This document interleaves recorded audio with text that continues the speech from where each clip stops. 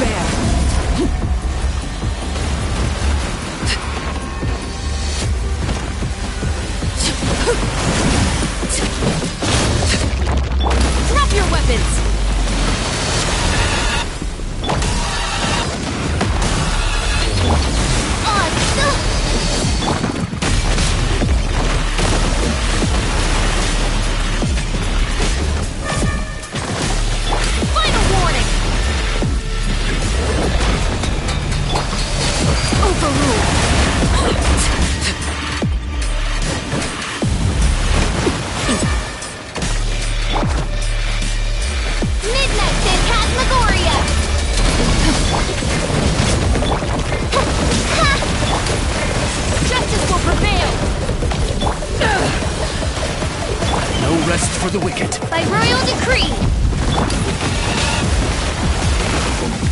Stop right there!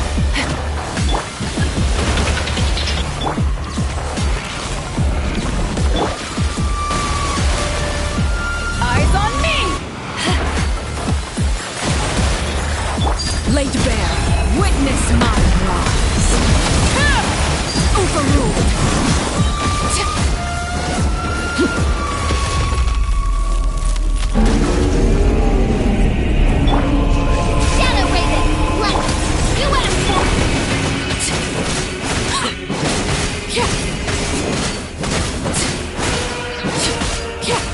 This is where you fall.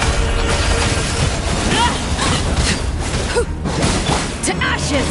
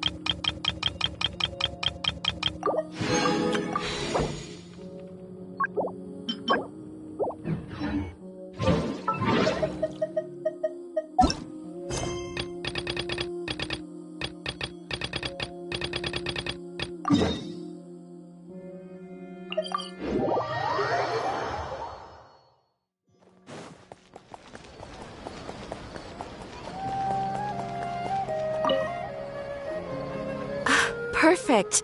It's you two. I have a commission here that has your names written all over it. In fact, I'd even go so far as to say you're the only ones for the job. The only ones for the job? Huh. If our help is really that important, it's probably some Archon-class commission, right?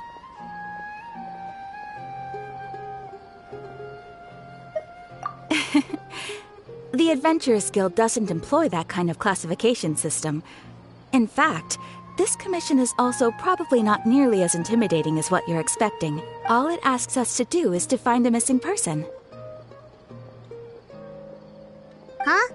Then why did you say we were the only ones for the job? I came across this commission while reviewing our backlog not too long ago. It seems simple, but our records indicate that over a dozen successive efforts to complete it have all ended in failure, despite attempts by several accomplished and renowned adventurers. With the reputation of the Adventurers Guild and the performance of the Sumeru branch at stake, it's in our best interest to assign this commission to the adventurer with the highest completion rate over the past few years. Well, that's us for sure. All I'm asking is for you to give it your best shot. If it proves to be beyond your capabilities as well, I'll talk to the commissioner about canceling the commission. Okay, so who are we looking for? And what is it about this commission that's made it so hard to complete? This commission was jointly issued by the residents of Vimara Village. They say one of their own villagers has gone missing. But the problem is, they don't know the missing person's name. They can only provide information about his general appearance.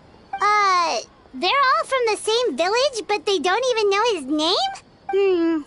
If so many adventurers have failed to complete this commission, maybe this missing villager doesn't exist at all. Could it be some sort of a prank or something? Unlikely.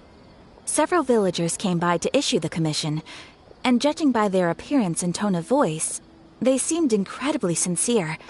It certainly didn't seem like a joke to them. Besides, putting up a commission requires a processing fee. there aren't many upsides to a prank that costs Mora to carry out. In any case, it would probably be best to go to Vimara Village and ask around first. The Adventurers Guild does have some information on hand, but I would say anything you can learn directly from the villagers would be far more reliable. The best way to avoid misdirection is to go to the source. All right then, let's go! I'm starting to get really curious about this whole thing.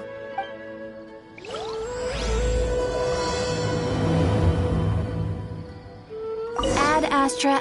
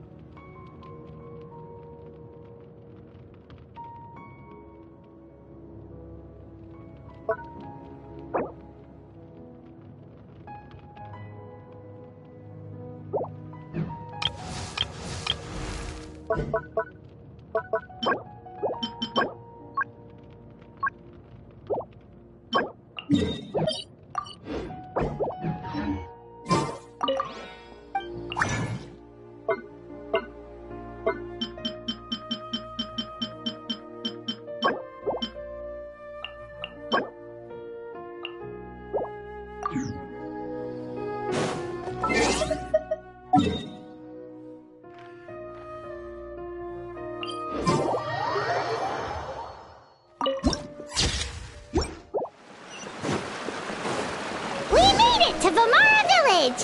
Why don't we talk to some of the villagers to learn a little bit more about the missing guy? If this commission is really as challenging as Catherine made it out to be, we're gonna need to carry out a very detailed investigation.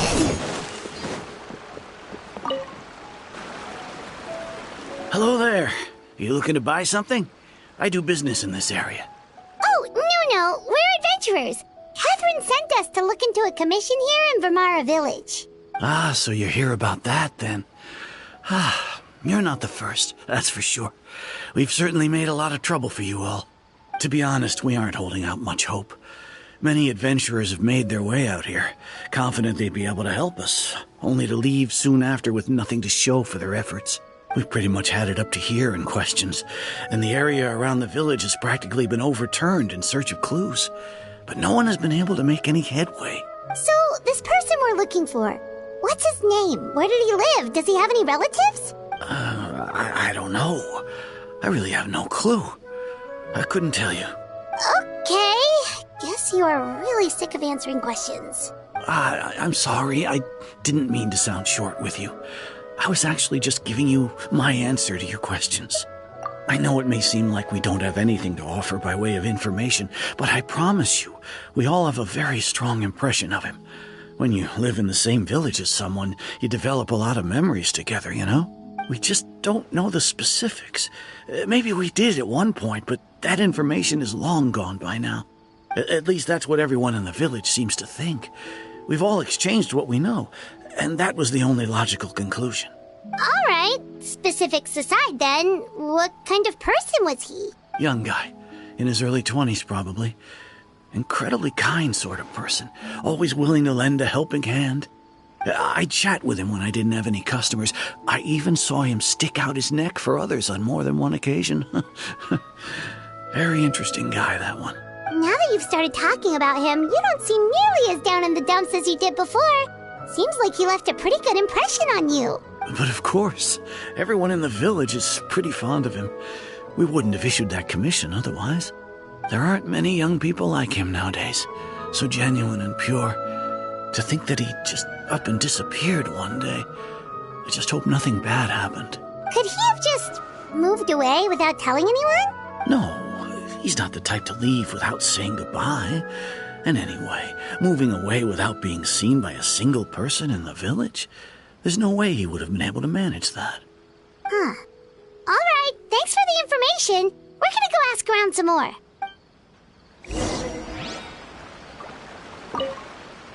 I really hope he's okay. Please, we're counting on you to find him.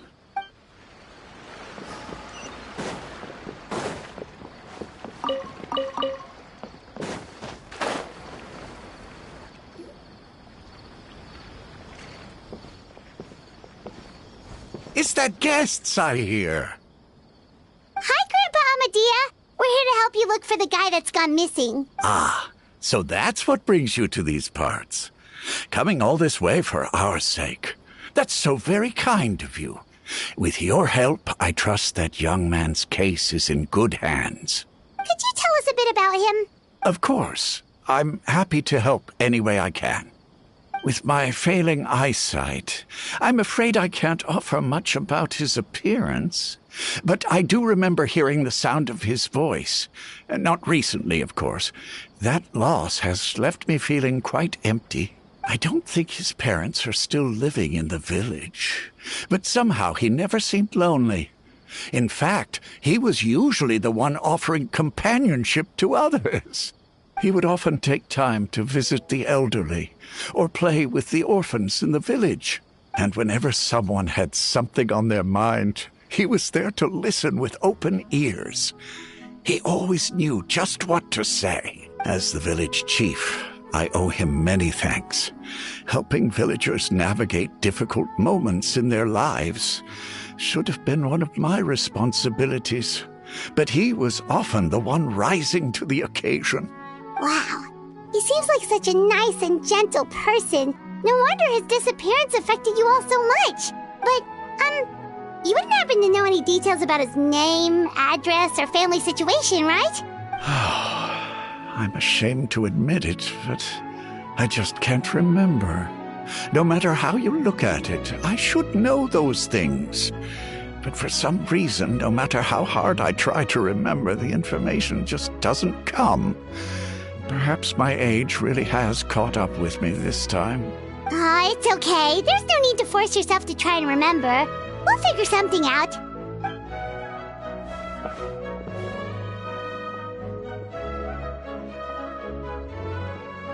Well, Traveler, what do you think? Paimon thinks so too. Like, the name thing. It's so weird that no one remembers his name. And nobody has been able to tell us anything about his family or where he lived. It's like this guy's been erased from reality or something. Wait, so you're saying it's not that he's been erased, necessarily, but more like he never existed to begin with? Okay, Paimon's gonna need some time to process that one. Someone who only exists in people's memories? You two are the adventurers who just arrived, right? You're here for the Vamara Village Commission? Yep, sure are. We were just looking into the case. I'm so glad to hear that. Thank goodness you haven't given up. I've been so worried the Adventurers Guild might cancel our commission. My name is Atosa, by the way. I grew up here in Vamara Village. Anyway, I just wanted to say, please keep searching for a missing villager. I'm begging you. Yeah, no need to worry. We'll give it our best shot. So, were you close to the missing villager? Are there any leads you can give us? I'm not sure this counts as a lead, but follow me. There's a place I'd like to show you.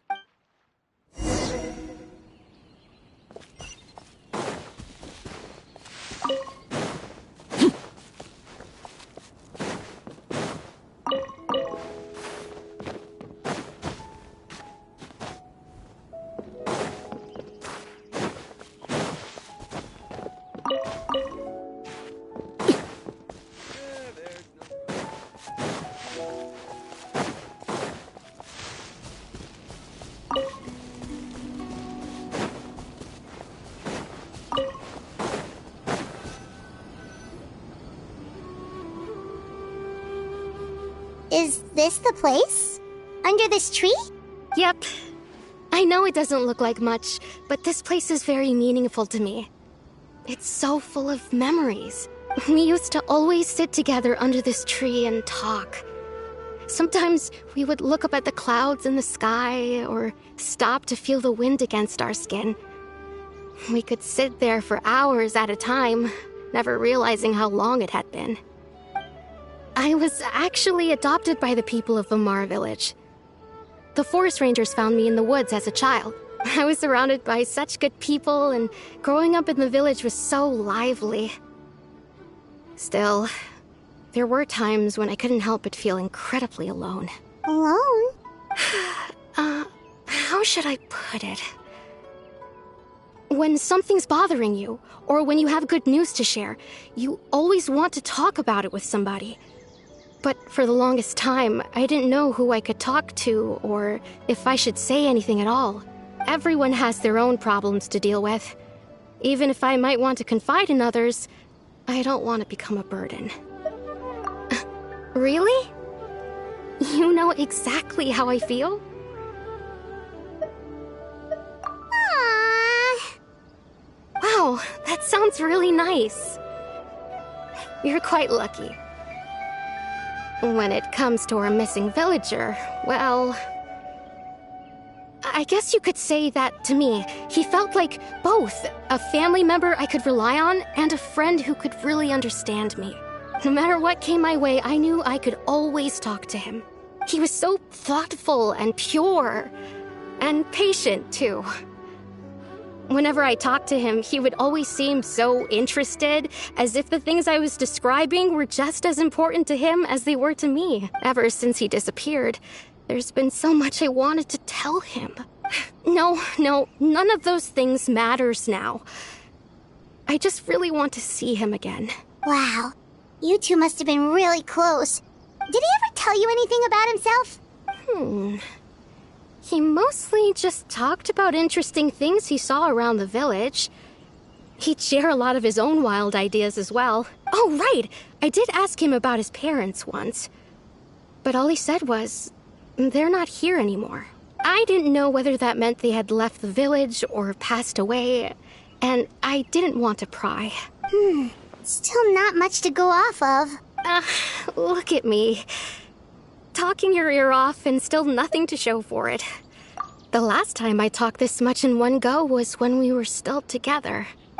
Come to think of it, every time we talked, it always seemed to be around dusk, just like right now. Time always passed by really slowly. Even when it felt like we'd been talking for hours, the sun would still be at the same position in the sky. Well, time always seems to pass slower when you're relaxed, right? What's wrong, Traveler?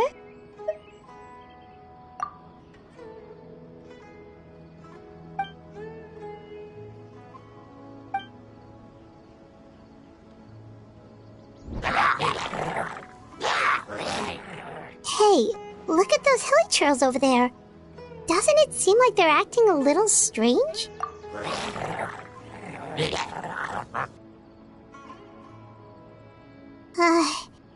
The Abyss Order. Could they be the ones behind all of this?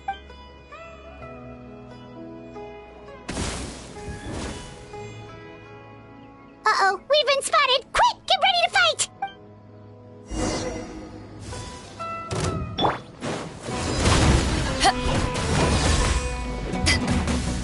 Oz, reveal thyself!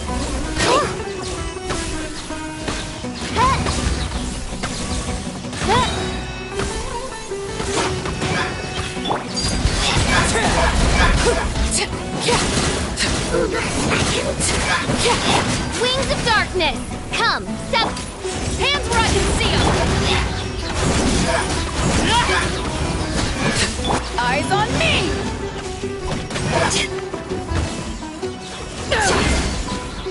By royal decree! Laid bare! Thank you so much. I wasn't expecting monsters to show up. If you hadn't been here, I'm not sure what I would have done. It was no trouble.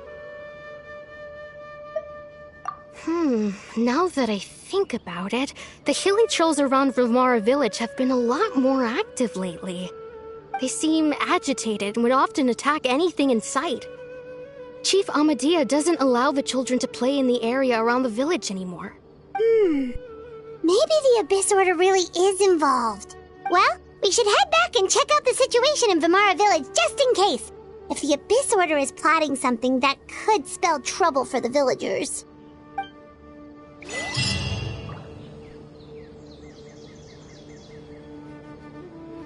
Wait a second.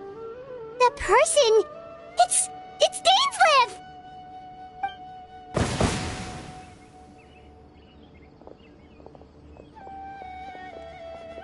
Ah, it's you two.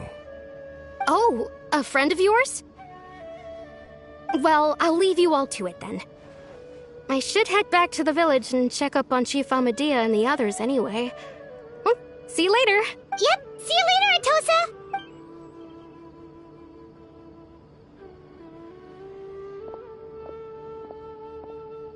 Why do you always have to pop up out of nowhere like that? Is it your life's mission to jump scare us or something? It's hardly personal, or intentional for that matter. As long as you and I are both in pursuit of the Abyss Order, we're bound to cross paths. Ah, so you're here to investigate the Abyss Order then. That would explain the monsters you were fighting just now. Naturally. Hold on. Are you not here for the same purpose? No matter. It may have taken you a while to catch on, but I'm sure you've also realized by now that there's something strange about this place. The Abyss Order is most certainly planning something in this area. Or worse, their plan could already be in motion. So you think the Abyss Order is behind the hilly trail activity in the area? As things stand, I highly doubt that is their primary motive. I would imagine the increased hilly trail activity is merely a byproduct of whatever it is they're really trying to accomplish. Still, the hilly trail activity is causing a lot of problems for the people here. We should stick around for a while and protect the village, don't you think? The best way to protect them is by figuring out what the Abyss Order is truly planning. That is how we prevent further tragedy. And you shall have them. I never intended to hide anything from you. Don't worry. There should be ample time to talk.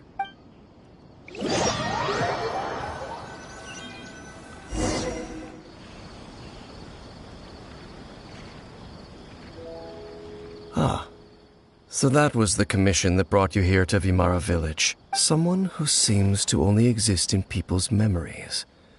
That is indeed quite intriguing. I would agree that it's unlikely you have a simple missing persons case on your hands. However, any possible connection to the Abyss Order is still unclear. It appears all we have by way of clues is increased hilly trail activity, and that is certainly not much to go off of. Right! That mysterious voice she heard in her brother's memory. The one who called himself a sinner. Who is he? Traveler, let me ask you this. Do you believe your sibling to have betrayed you? I sense hesitation in your words. After all, you still haven't figured out the whole truth of what happened. There's still hope for the two of you to reconcile. Irreparable damage has not yet been done. The sinner you wish to know about, his situation is different.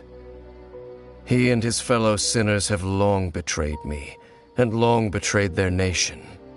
His name is Vedrfolnir, the Visionary. I'm loath to admit it, but He is also my kin, my older brother. Your brother?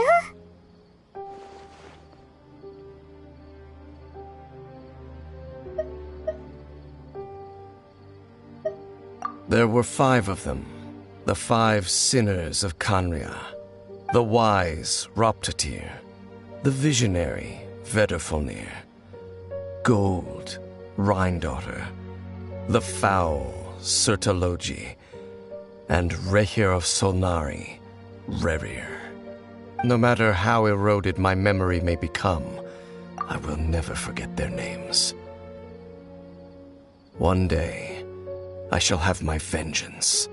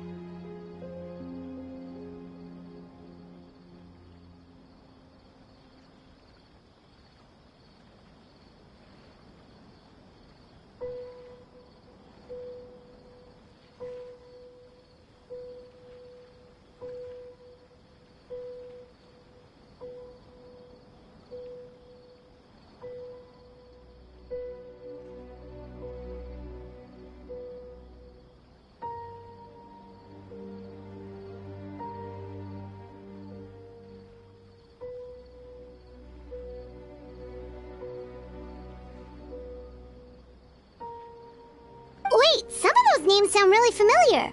Rhindaughter is the one who created Albedo. Sertalogi is Skirk's master. And the one we just learned about, Dane's brother, Vedderfolnir.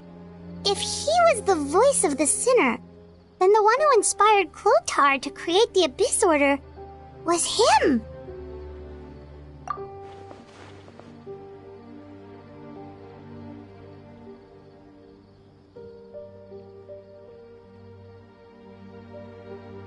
They were once people of great esteem in Canria, those who carried the hopes of the nation. They were the best of their peers, outstanding in their respective fields. 6 of us, together. We should have been the ones to prevent the disaster, the ones to stop the Vinster King from continuing to rock the foundation of the world. Yet, deep within, the 5 of them craved something more. They could not resist the call of the Abyss, and divided among themselves a power that could destroy the world. So they became sinners, but also transcendent beings, each in possession of world-shattering power. And when the cataclysm occurred, not one of them stood up in defense of their nation. Not one came forward to prevent the tragedy, and for that, they shall never have my forgiveness. Indeed, if they are not stopped, the day is sure to come when they will also betray the entire world. Of course, as I said, I never intended to hide anything from you.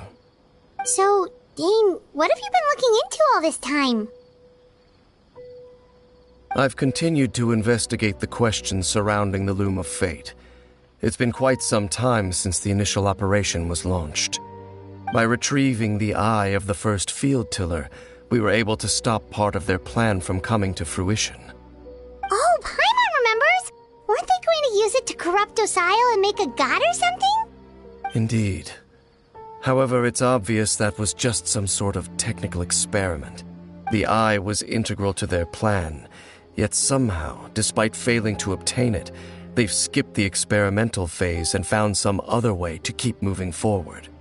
There are many signs pointing to that effect. Then what should we do? It's not too late, is it? Our most pressing concern is to determine the purpose of the Loom of Fate. From there, we'll be able to deduce the Abyss Order's true objective. Based on the intel I've gathered so far, I suspect the Loom of Fate is related to the ley lines in some way. The ley lines? Traveler, you were able to observe your siblings' memories last time, yes? I believe that was due to the fact that the ley lines in that area were unstable. My recent investigation has shown that Abyss Order activity in a particular area is usually followed by a series of issues with the ley lines. Wait, then our commission here in Vimara Village, the person who seems to exist only in people's memories, could it be connected?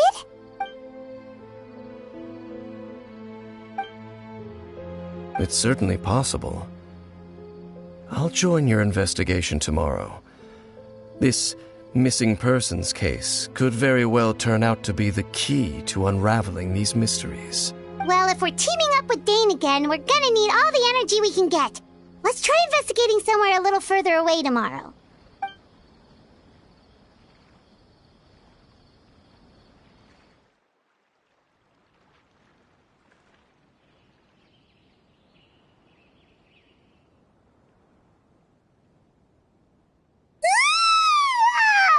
So tired.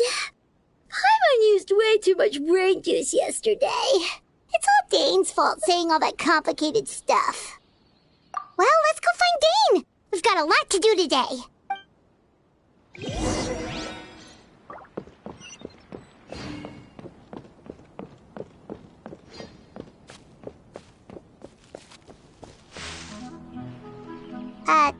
Dane?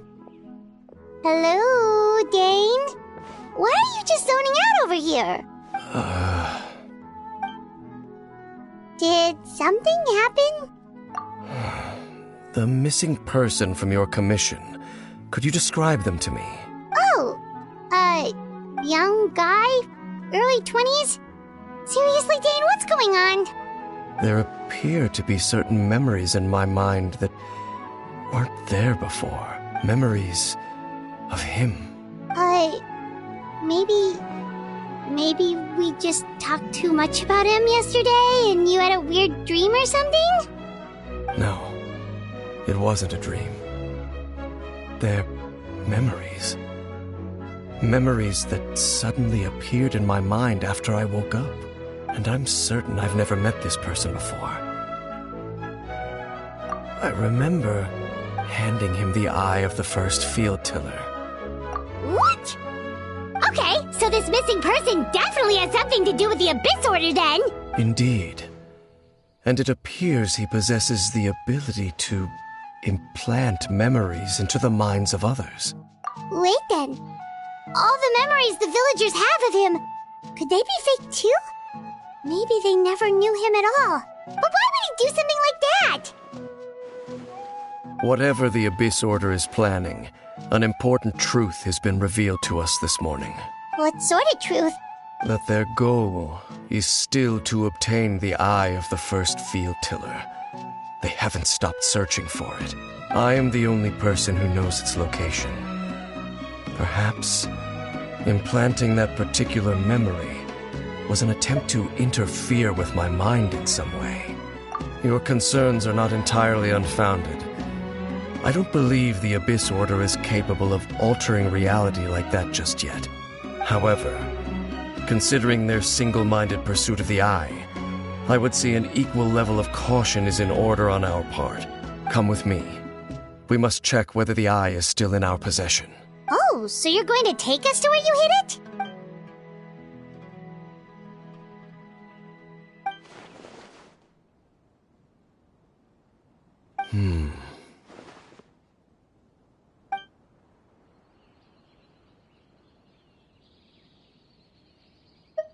Of course.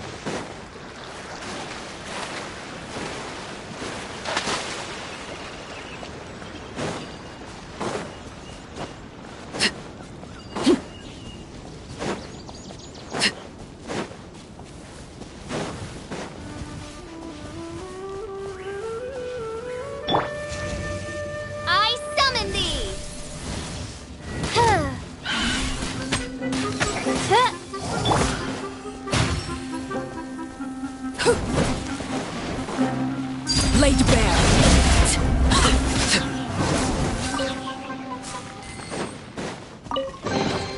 What greater pleasure is there than the unexpected?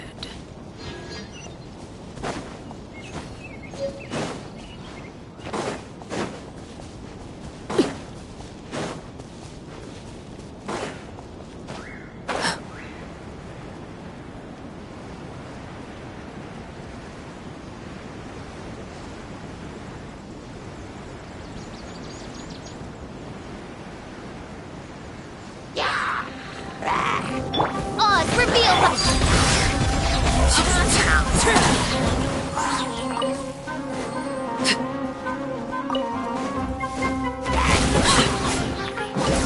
Everlasting as the moon!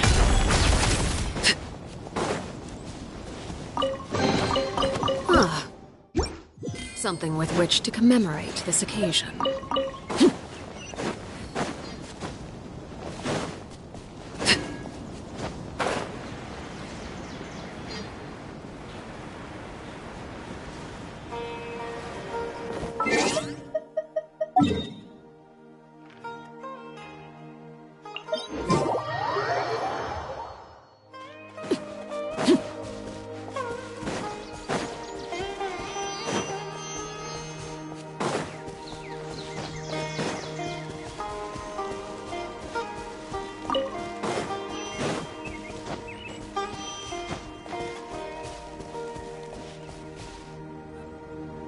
So you hid it way out here?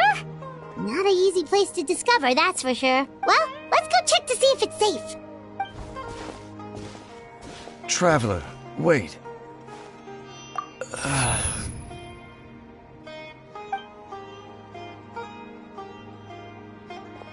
We've no time to lose. Let's head inside.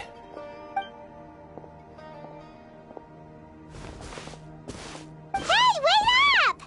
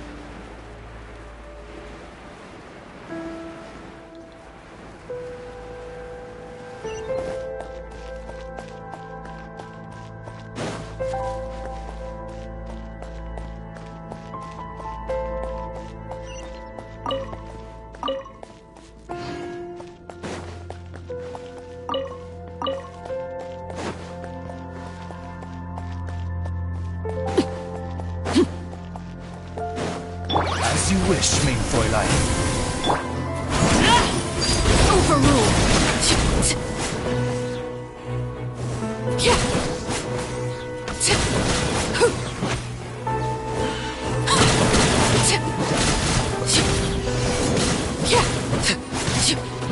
It appears the mechanisms here have changed over time. You can access the upper floor through the side door.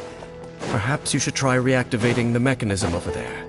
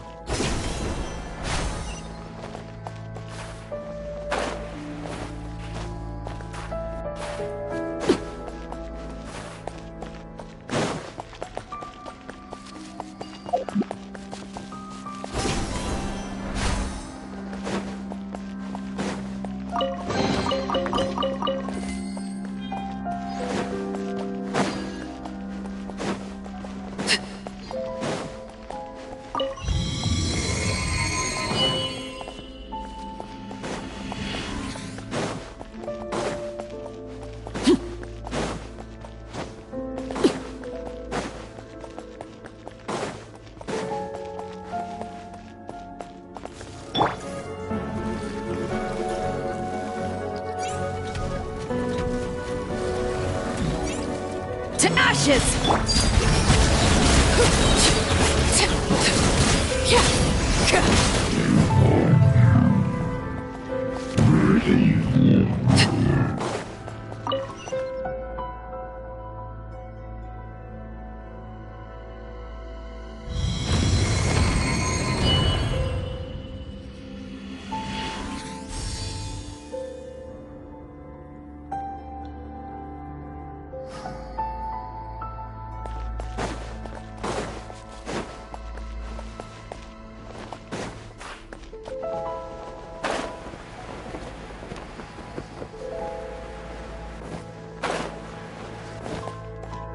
Make sure all the runes are pointing in the direction indicated by the light.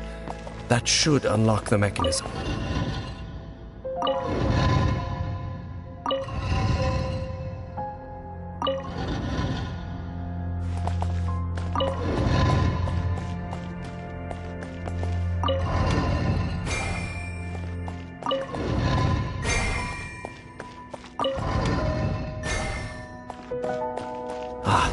The door's open.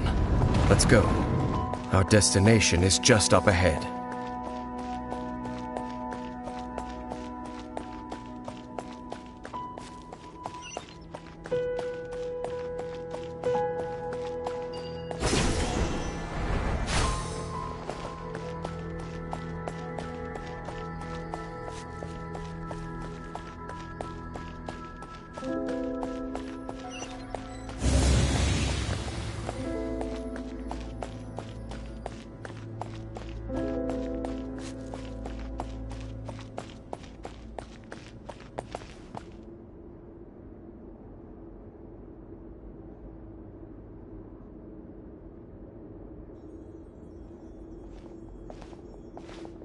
Looks like we can't go any further.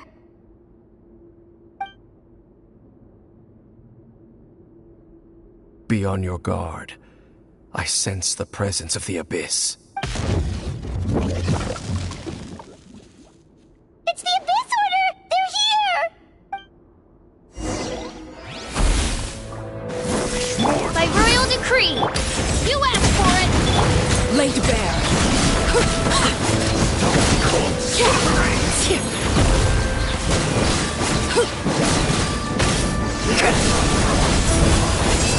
Shadow Raven! Let night fall!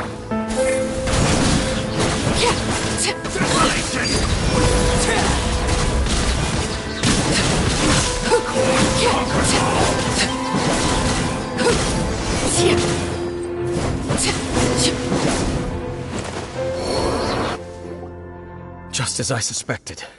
The false memories were a trap. The Abyss Order just wanted to follow us here. Now that they're in the vicinity, we should have a chance to see... Dane? What's wrong? Can you feel that? There's been a disturbance in the ley lines. It must be the work of the Abyss. Wow, you must be really sensitive to that sort of thing. Paimon doesn't feel it. You too. Do as I say. Use that mechanism over there and leave this place. The Abyss Order is putting something in motion. If you return to Vimara Village, I suspect you might finally have the opportunity to locate the missing villager. Just think of it as a way to divide and conquer.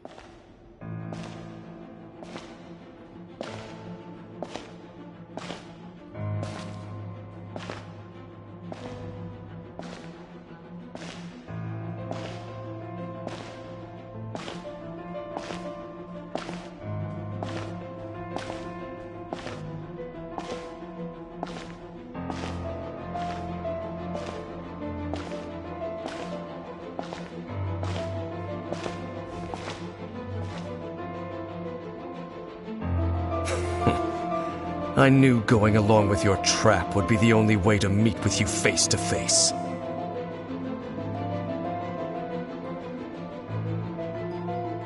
You risked your safety, and that of the Eye. That's quite the gamble, Dainsleif. But I believe that I am the one walking into a trap laid by the Twilight Sword. So you came here all on your own? What about those followers of yours?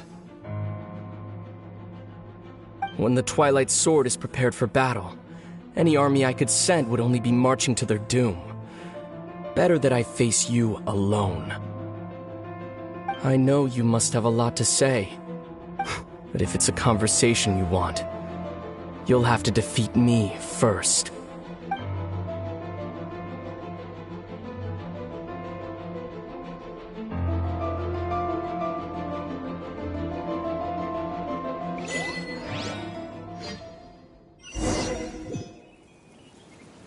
The Abyss Order's on the move. The ley lines are all out of whack. We better hurry back to Vimara Village and see what's going on.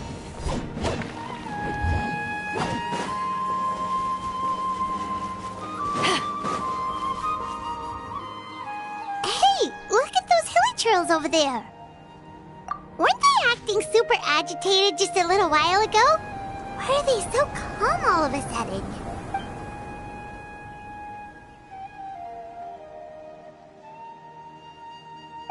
In the New World, they bade farewell to the shrouded sun. At last, they no longer needed to dwell on their suffering, or try to differentiate between various thoughts of blasphemy. Such was the price they paid, and thus their souls became cleansed and pure. Did you hear that?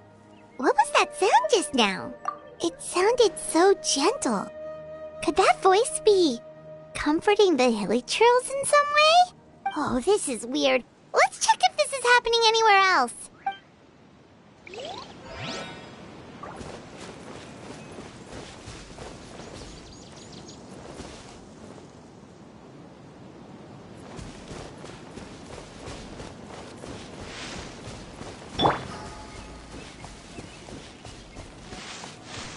Looks like the same thing is happening over here, too. The hilly trails are calm. You see, we're both still here. We've reclaimed an endless amount of time to love. Release your tears. You no longer need to hold back your sorrow.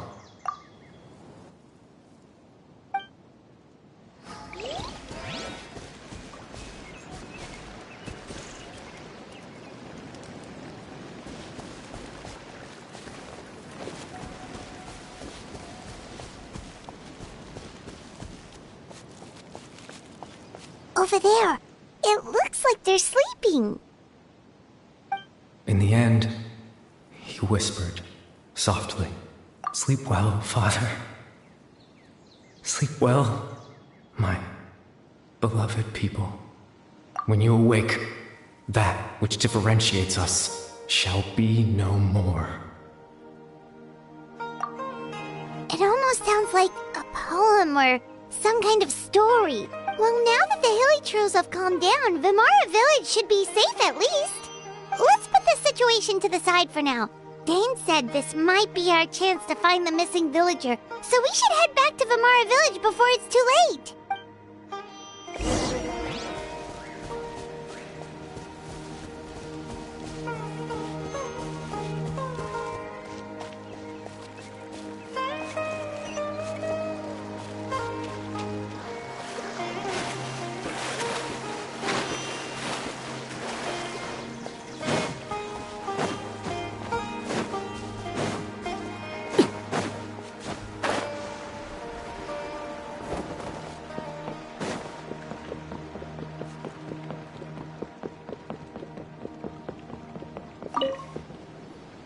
Grandpa Medea, is everyone all right? The Abyss Order seems to be up to something nearby.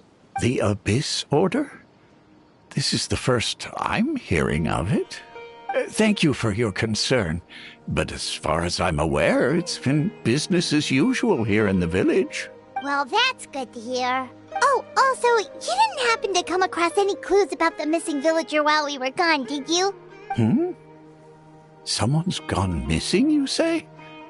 Who would that be? Huh? You know, the young guy from Vimara Village. The one you've been looking for all this time. You posted a commission with the Sumeru Adventurers Guild. That's kind of the whole reason we're here, actually. Your missing persons commission. Ah, I do apologize, you two. I hope I'm not worrying you too much.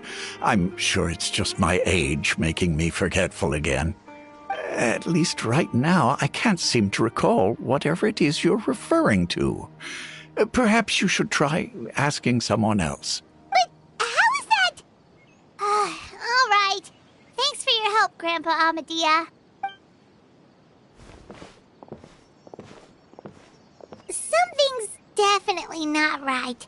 We just talked to Grandpa Amadia about the missing villager. There's no way he could have forgotten all about him just like that. What do you think, Traveler? Could everyone's memories of the missing villager have been erased again? You're right. We should narrow down the possibilities first. Let's go ask someone else then.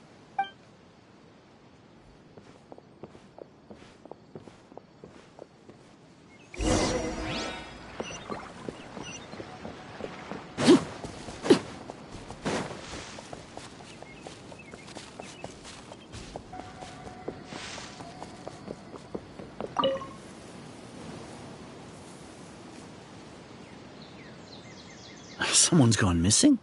Who? Just as expected. That guy you said a bunch of nice things about earlier? The one you always used to chat with. He's around 20 years old, and you said he was a kind, warm-hearted person? Oh, I know who you're talking about. Really? You remember?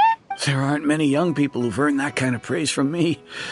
If you're certain that's what I said, then there's only one person who fits the bill. No doubt about it. But why'd you say he's gone missing? Yeah, I just saw him leave the village. There was someone else with him, too. They couldn't have gone far.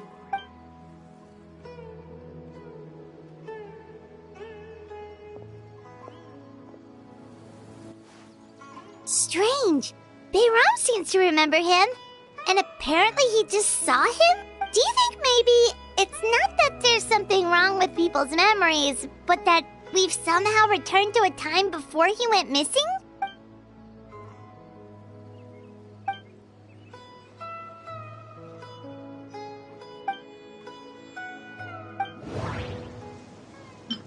Just like what happened with Greater Lord Rukkhadevata, no one remembers him, because there's been a change in people's memories. If we really did travel back to a time before he disappeared, that could explain why the villagers said he hadn't gone missing.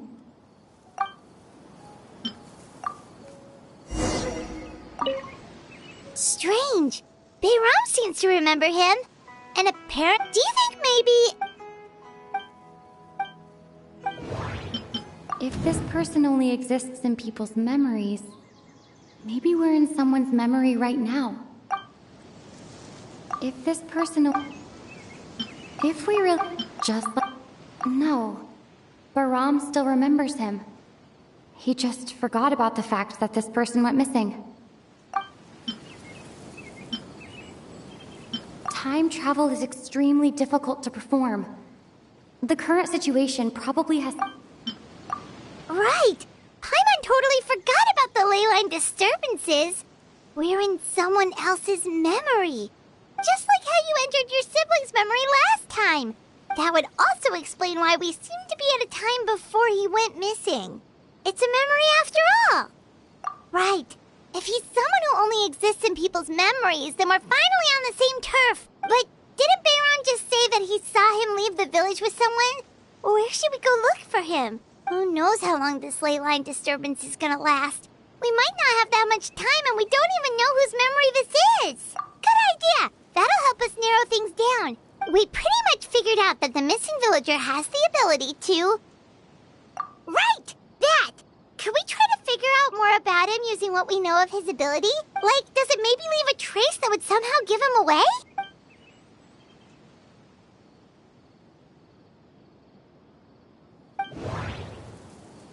All the memories seem to be set in or near Vimara village. But I'm still not sure if they're restricted to this location. If time is allowed to pass within the false memories, there's a higher chance they might conflict with someone's original recollection. That would make it much harder to avoid suspicion. There's a difference between memories that arise from lived experiences and those that are implanted into the mind. Perhaps it has something to do with time. No wonder! All this time and the sky hasn't changed a bit! That must mean time isn't passing! That's the tell of the fake memories! The implanted memories are basically taking place outside of the regular 24 hours of the day. If the memories included the regular passage of time, it would be easy for people to tell that something was off. Like there could be overlap or something. People might start to wonder why they remember doing two different things at the same time of day. That's why he makes sure the memories take place at a specific moment in time rather than over a period of time.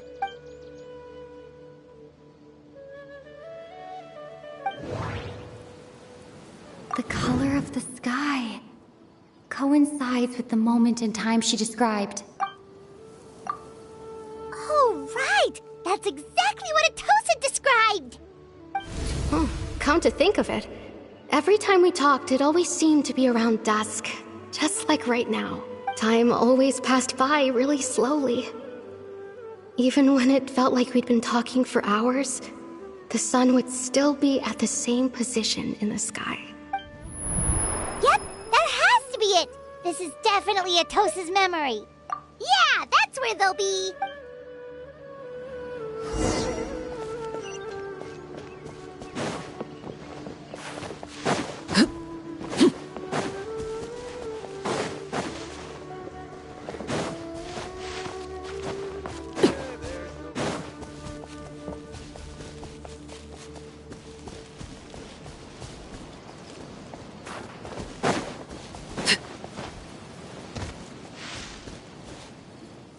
So, you see, Granny Jahiet was a mercenary when she was younger. She just talks like that out of habit. She's not trying to scare the children on purpose. Oh, there I go again. Always talking about my own things. Do you maybe have anything you want to share? It's okay if you don't. You could also just talk about what you think of me? Oh, I think you're an incredibly strong and thoughtful young woman. You'll meet many amazing people and live a very happy life. You won't miss someone like me. Huh? Are those your friends over there?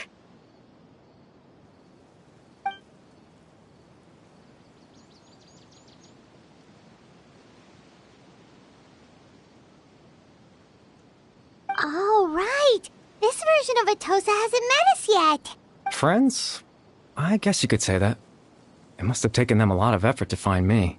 So, I should see what they need. I'm sorry, Atosa. We'll have to continue this conversation another time. Another time, huh? Yeah, okay. I'll head back to the village then. Talk to you some other time.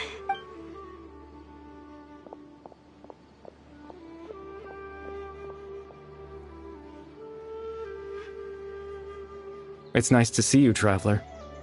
I believe this is the first time we've met.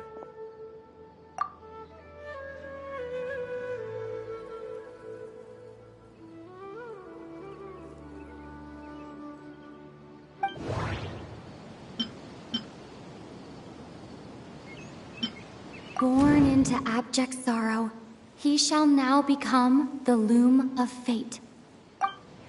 The founder of the Abyss Order. The man who broke the curse of immortality. Dane's brother. One of the 5 sinners of Conria. The one who stole the power of the Abyss. You're Caribert Alberic. Oh. You know me? That's quite the surprise. I don't believe I've met you before. Oh, I see. It was the memory, wasn't it? Your sibling's memory. You saw the me from back then.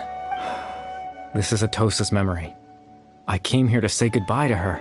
But I suppose I'll just leave her a message instead. Come, let's find somewhere else to talk.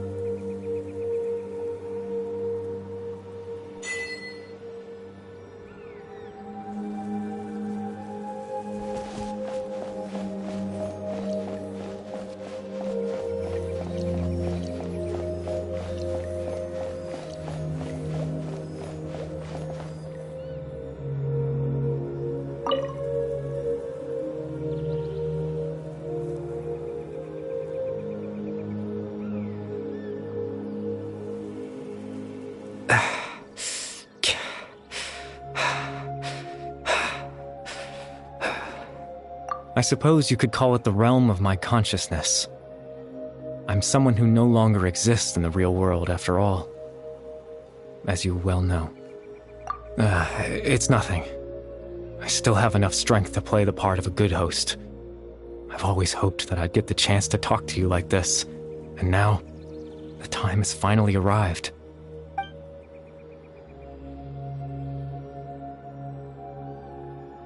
Extreme sorrow and pain. Hope and regret coursing through your veins. And a degree of abyssal power that defies comprehension. Father told me that once I possessed all those elements, I would become the loom of fate, but despite his intentions for me, I never truly became the loom of fate. I was merely used as a means for its construction. In truth, I died the moment I set everything in motion.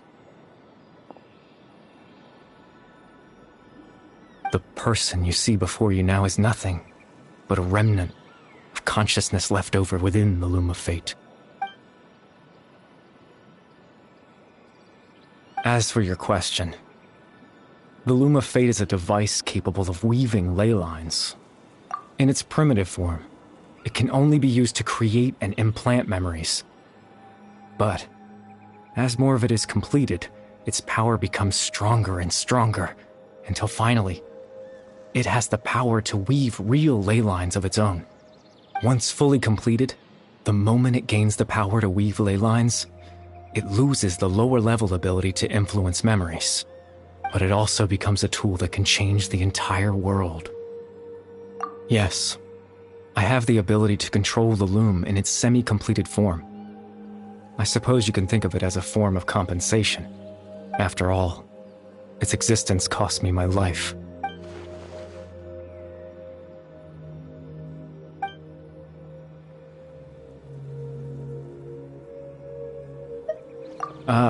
That. I was wrong to implant those memories. I'm sorry I caused so much trouble. Not only for everyone in the village, but for you as well. I just wanted them to feel like I once existed in this world. As if I had a chance at life.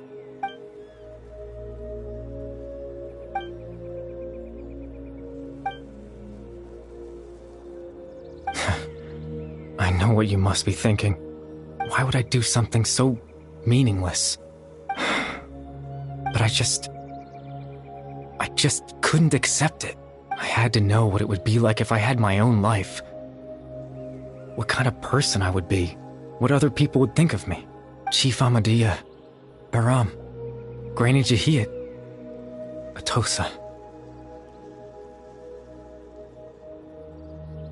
What would it be like if I could live alongside them? No cataclysm, no curse. Just a quiet life in a peaceful village. I was curious, so I selfishly tried to have my own life. Even if that meant piecing together the version of myself that could have been. One memory at a time. I know it sounds stupid. After all, my life ended a long time ago. Any chance at living was stripped away from me when I was 8 years old. My consciousness left to mature in an illusory world of nothingness. Even the form you see before you was nothing but an invention based on my father's appearance. An imagined version of what I would look like if I had the chance to grow up.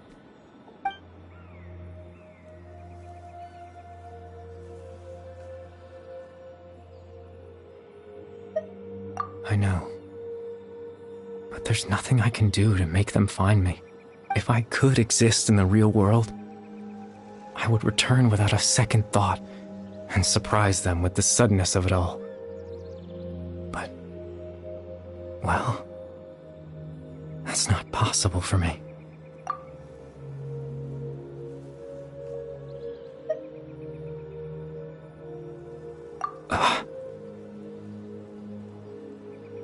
I know.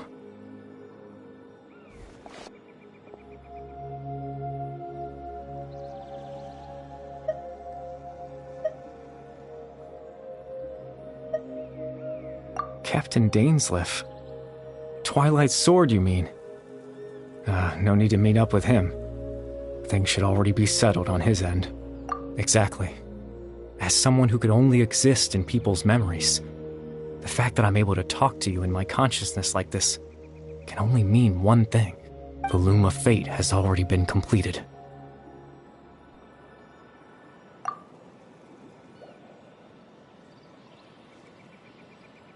No need to worry about Captain Dainsleif. He's absolutely fine. The only reason he lost the eye was because I happened to guess exactly what he was planning. Captain Dainsleif has had the eye inside his body this whole time, hasn't he? His plan was to lure the Abyss Order to a false location, capitalizing on their pursuit of the eye in order to have the chance to confront the prince. He would then hand the eye to you and tell you to take it away from that location. That way, Captain Dainsleif could accomplish his own goal and ensure the safety of the eye all at once. A very thorough plan. That's right, because in his mind, he had given it to you already.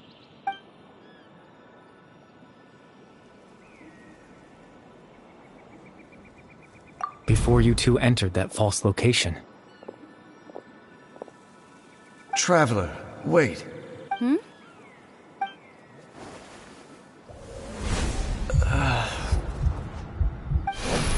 We've no time to lose. Let's head inside.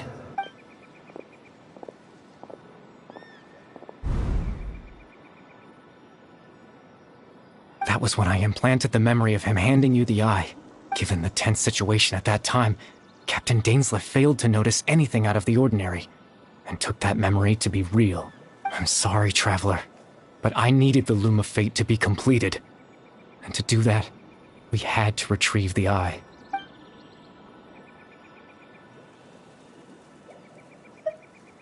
I promise I'm not trying to conceal anything from you, but I truly have no idea what the prince is planning.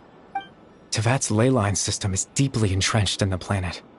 Creating new ley lines can neither replace nor extend the ones that already exist. In the face of everything they could be planning, I fear I'm too insignificant to even get a glimpse of the bigger picture. In any case, I had my own use for the Loom of Fate, and my goal, at least, has been achieved. You remember my father, don't you? Clotar Alberic. I believe you saw him in your sibling's memory, after he used the power of the Abyss to restore consciousness to my hilichurl form. I suffered from an indescribable level of mental anguish.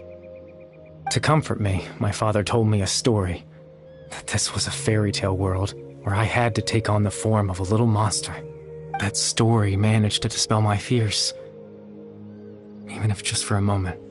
My goal was simple: to use the Loom of Fate in its near-completed form, when its ability to create memories was at its strongest, to implant a specific memory into the minds of the Hilichurls. In that memory, I would tell them a story, just like my father did for me. It was a story of fairy tales and love. But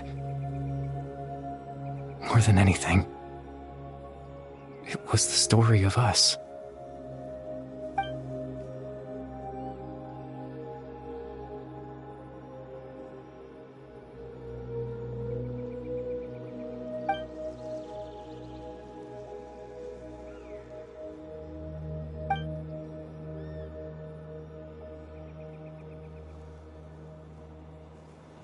I can't change the world.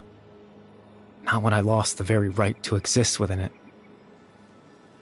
Implanting those memories, that was the most worthwhile thing I could offer. All that's left of my existence is a wisp of residual consciousness tied to the loom of fate. In truth, that trace of my consciousness should have dissipated long ago. My goal was the one thing that allowed me to hold on all this time. But now, the bedtime story is finished. And it's finally time to rest.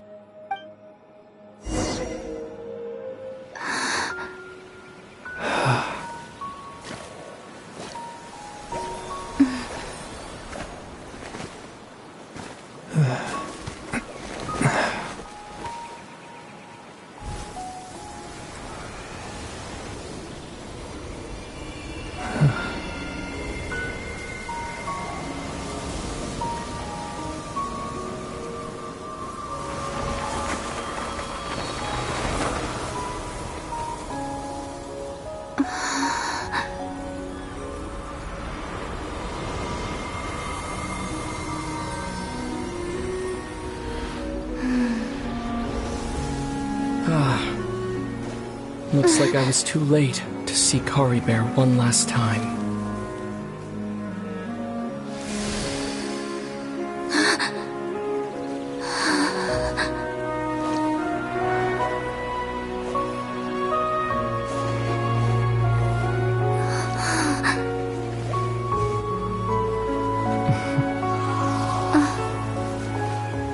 Kari Bear's consciousness is gone, and this space will soon disappear along with it.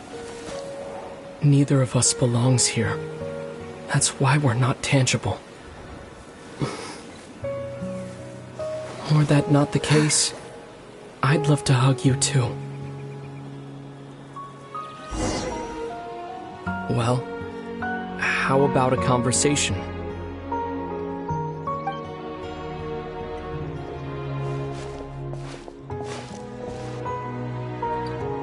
The chance to just stop and talk like this is certainly not easy to come by. Wouldn't you agree? That battle earlier was tough. The one against Doin, I mean. I didn't expect that after everything, he would still hesitate to raise his sword against me. Were it not for that, perhaps I'd still be no match for the Twilight Sword. Even after 500 years. The Loom of Fate, huh? I still haven't found a way to utilize it to its full potential. But there's still time, before the heavenly principles awaken. Yes, for 500 years now, ever since the cataclysm in Conria, there's been no sign of activity. Not long ago, you witnessed the Hydro Archon destroy her divine throne. Yes? Such a flagrant disregard for the rules, and still Celestia took no action. I suppose that's proof enough of the Heavenly Principles situation. However, the Heavenly Principles will awaken. We just don't know when that will be, or what might trigger it. You could say that. Just look at Kari Bear. He was so pure and single-minded. The space we now find ourselves is a perfect representation of who he was. Quiet and peaceful, even as a Hilichurl. Seeing the terrible sight within the mirror wasn't enough to taint his spirit. He brought comfort to the people of this world, even though he was denied the very right to be a part of it. So ask yourself this. Who was it that deprived him of that right to exist? Of course, that's only one example. My feelings about the heavenly principles are too complicated to explain in just a few words.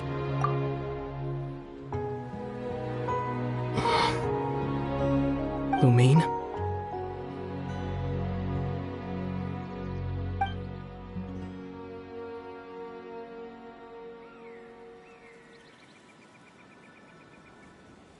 You're the only one in this world who calls me that.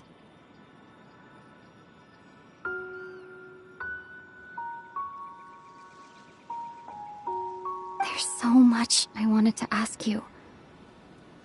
But for some reason, I'm not interested in asking those questions right now. There's just one thing I have to ask. One thing I could never understand. Why? Why can't we continue our journey together?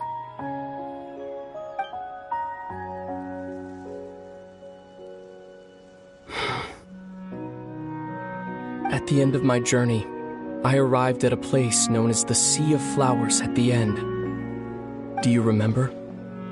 A long time ago, when we traveled between worlds together, you told me you wanted to find a place in the universe where that one flower was in full bloom. To have a place like that suddenly appear before me?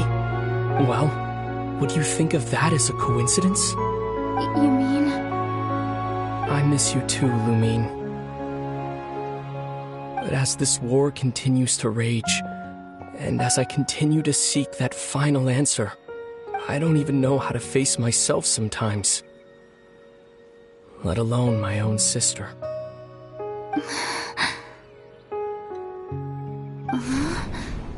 What's going on? This space has lost its tether. I doubt it'll be able to exist much longer. In fact, aside from our ability to physically interact with each other, there's something else you should know about this space. With Kari Bear gone, we won't be able to remember anything that happened here. Everything in this space will be wiped from existence, including all memory of our reunion. You're only telling me this now?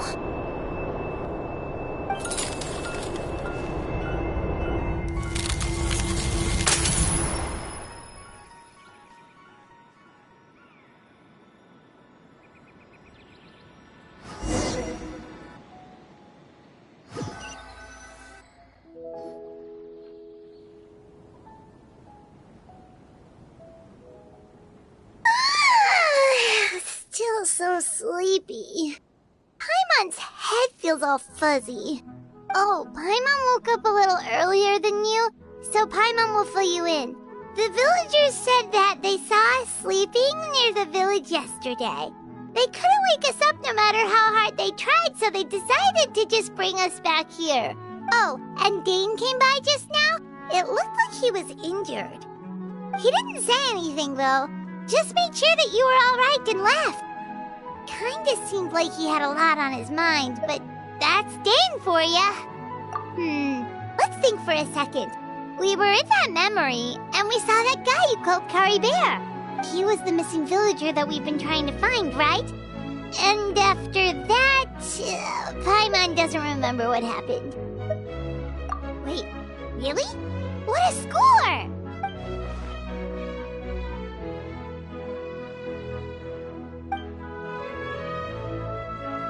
Well, what happened after that?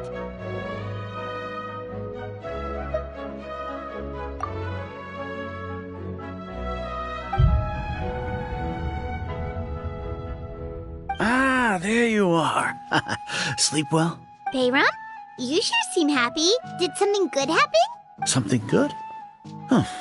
Wasn't anything good or bad, I'd say. It's just that, well, the village organized another search party yesterday. It didn't feel right to leave all the searching to the adventurers.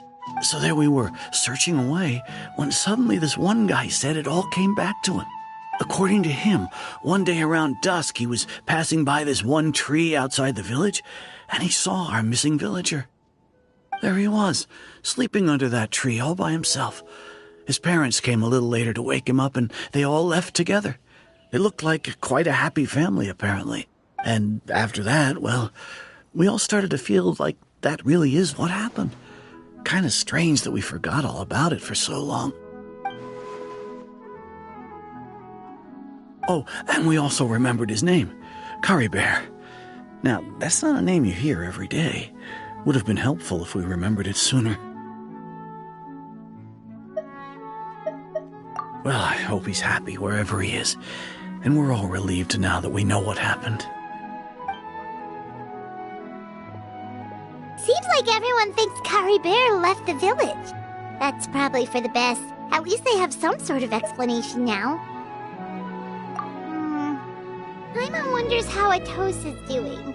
Maybe we should go check on her. If she hasn't remembered like everyone else, we can tell her what happened. Paimon didn't see her in the village just now, so she's probably at the tree. Come on, let's go talk to her.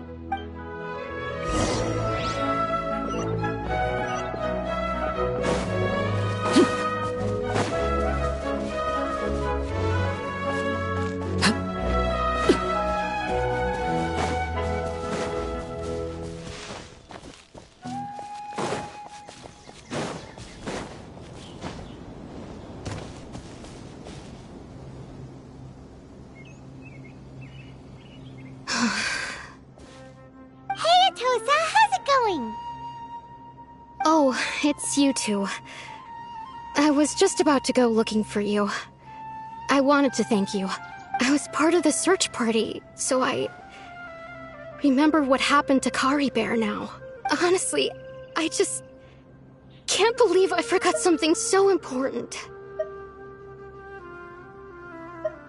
He always seemed to appear out of nowhere, and now he left just as quickly. If Curry Bear wants me to forget about the time we spent together, then I'm willing to try.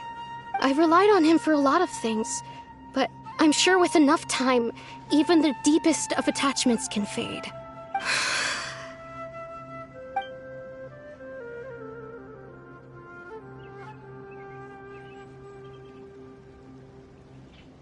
Okay, I'll admit. I'm just putting on a brave face. I was dumped, wasn't I? Otherwise, why would he just leave like that without saying goodbye? You don't need to comfort me. I'll be okay. It's just like Curry Bear said. It's the things we overcome that make life more precious. And you know, if he has a heart, maybe he'll come back and see me one day. Anyway, thanks for all your hard work, you two. I promised I'd help Granny Jahiet with something, so I should head back. Goodbye. Well, that should be it, right? Everyone's lives can go back to normal now. Oh, right! Weren't you about to tell Paimon what happened after your conversation with Curry Bear?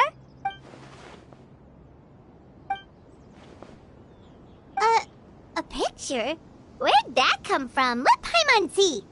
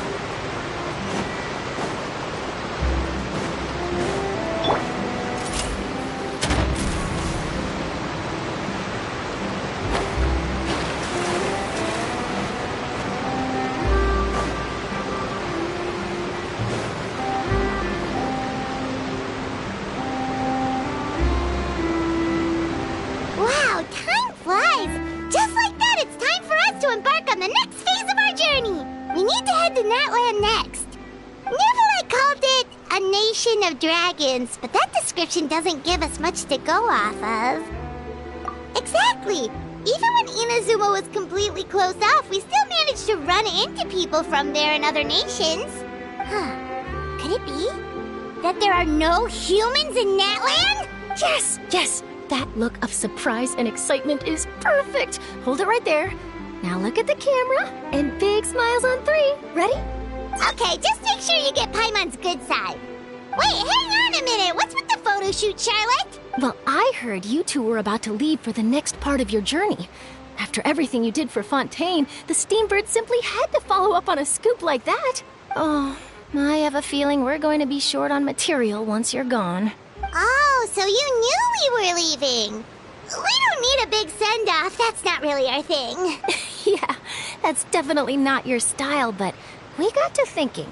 And, well, a little change never hurt anyone, right? We? All those obstacles we overcame side by side. Oh, feels like it was just yesterday. Don't be a stranger now, partner. If you encounter any troubles along your journey, you need only let us know, no matter the distance between us. Partings are inevitable, of course. But distance makes the heart grow fonder, right? One thing will never change, though. We'll always have the memories we made together during this time. Whoa, you're all here! Already thinking about taking time off? Any excuse for a party, huh? But yes, you can count on us. We wouldn't let you miss out on all the fun. Well, in light of your impending departure, shall we take a photo together? Ooh, great idea! We even have a professional photographer with us. Charlotte, would you do us the honor? Leave it to me. Just give me a moment to set the camera up.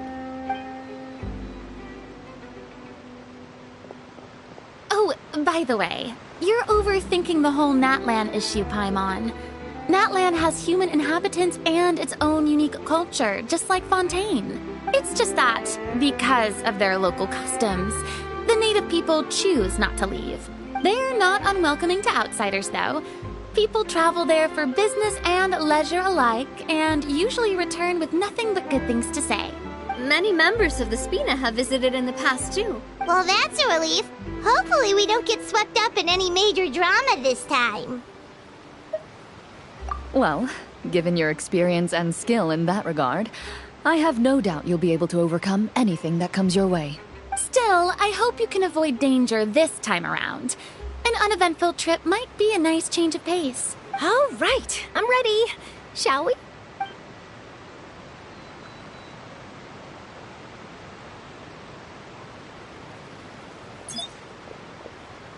Well then, traveler.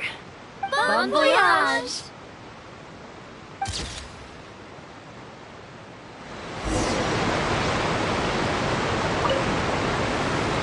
Safe travels, traveler.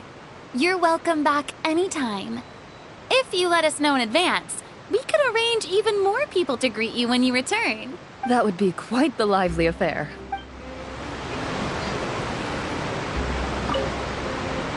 Safe travels, traveler. That would be quite... I heard there's a place in Natlan that produces precious stones. Next time there's a lull in my work, I gotta go pay it a visit.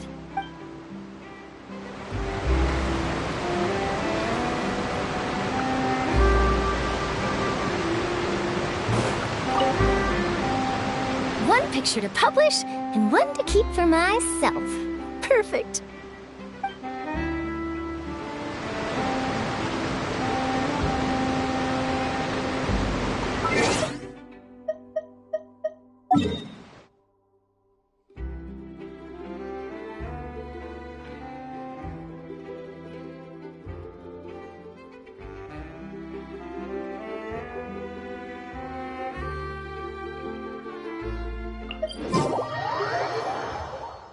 The sheer vastness of the desert is perfect for keeping certain things buried and out of sight.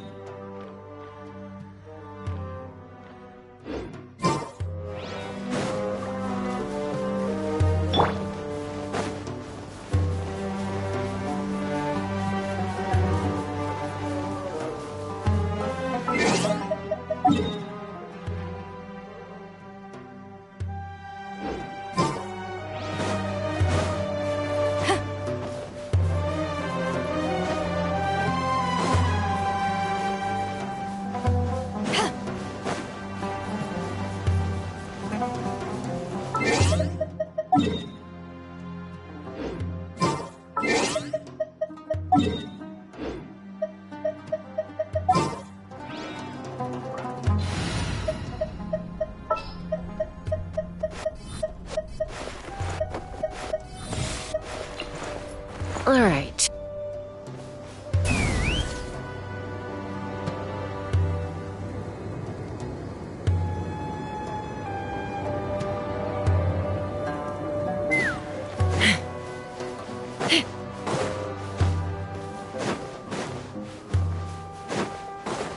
Let's fly! Giddy up!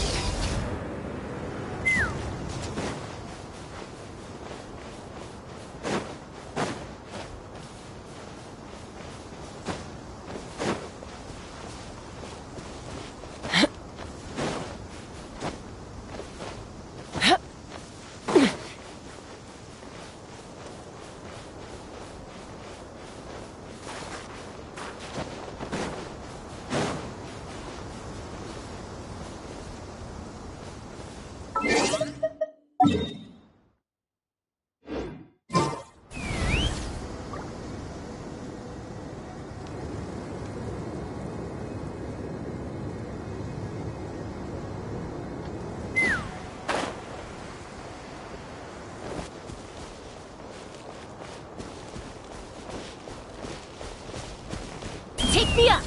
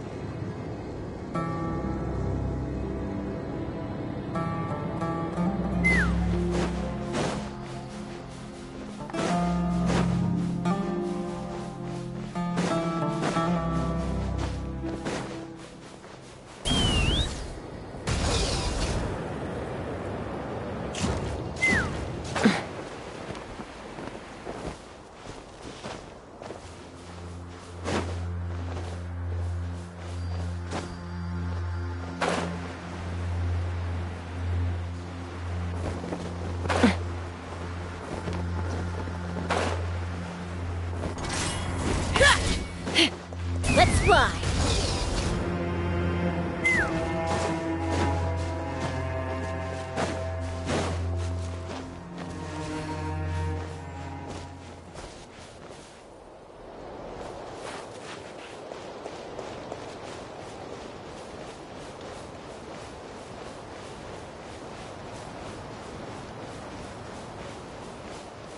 Take me up!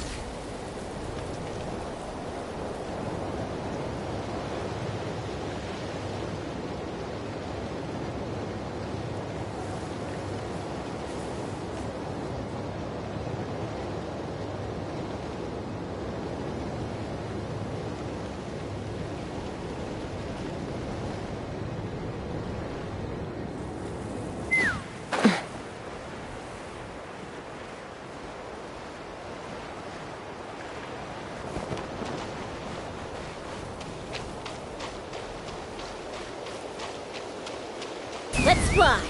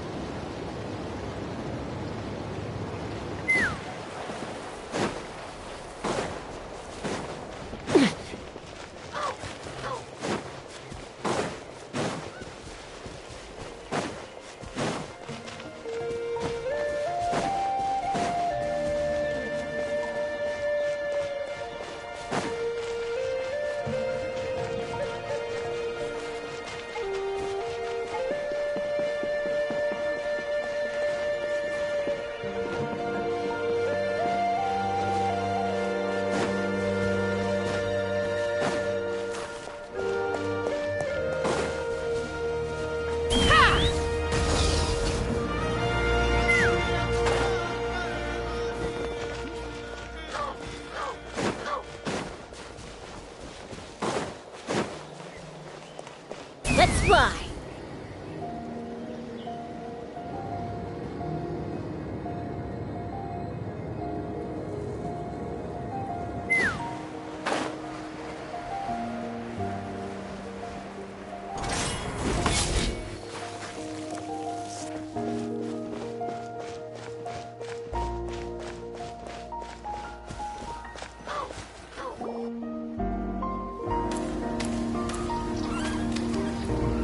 Wow! So this is Natlan! So many strange mountains, and so many animals Paimon has never seen before! Doesn't look like there are any cities around here, though. Where should we start? Good idea! Finding people means we can learn information about the local Archon. And once we've met the Archon, we should have a better idea of what to expect during our journey. Well, Paimon hopes this one is easy to get along with. As long as we don't get on their bad side, we should be fine. Come on, let's keep following the road.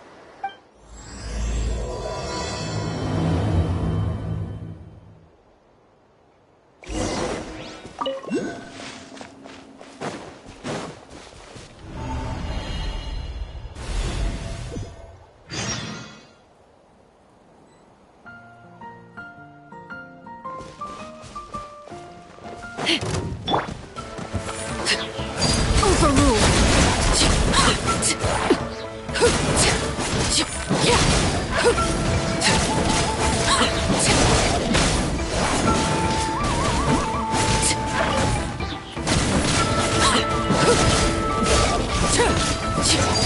bare.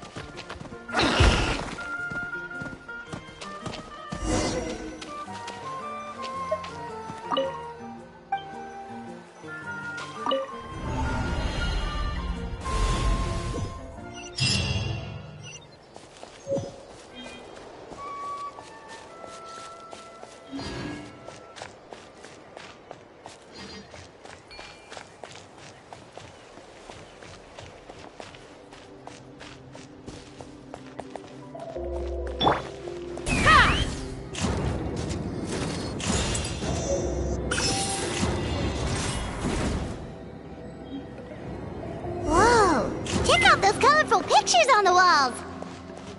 We've got to be on the right track.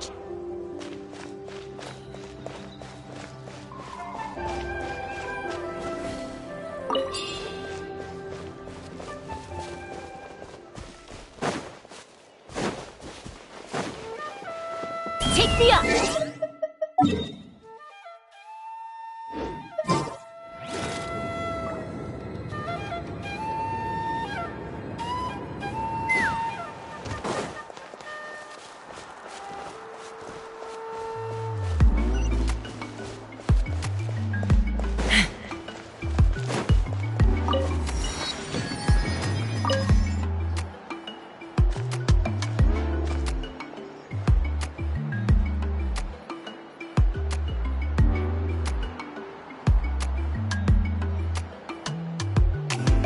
I'm sorry, Kachina.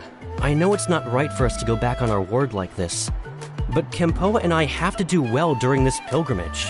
You can't seem to find other people to join our team, and we don't have time to sit around and wait. But if you two leave, I'll be the only one left. We really are sorry, but you still have plenty of chances. You're young, and you bear an ancient name on top of that. We're just ordinary tribal warriors with years of battle under our belt and no glory to show for it.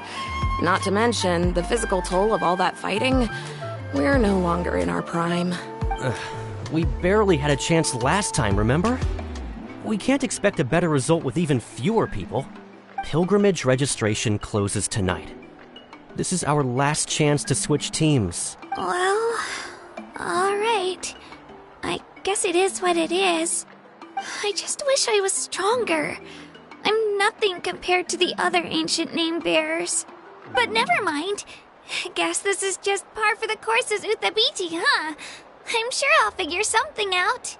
Well, if we do well this time, there's still a spot for you at the victory feast. Yeah, even though we're not participating in the competition together, we're still friends, aren't we? Of course. Anyway, you guys should get going before it's too late. Go form a really strong team, okay?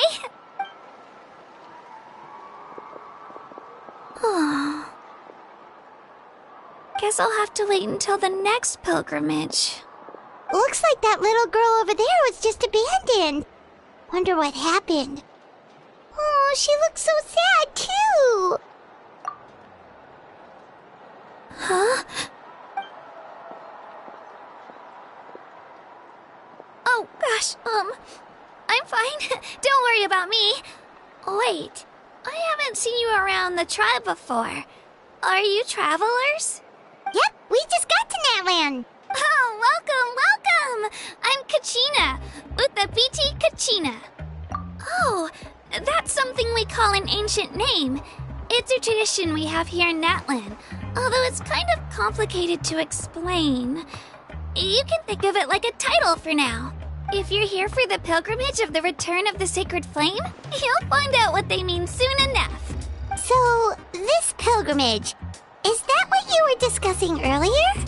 Oh, yeah! It's a competition we hold every so often, where everyone competes to try and get the highest ranking.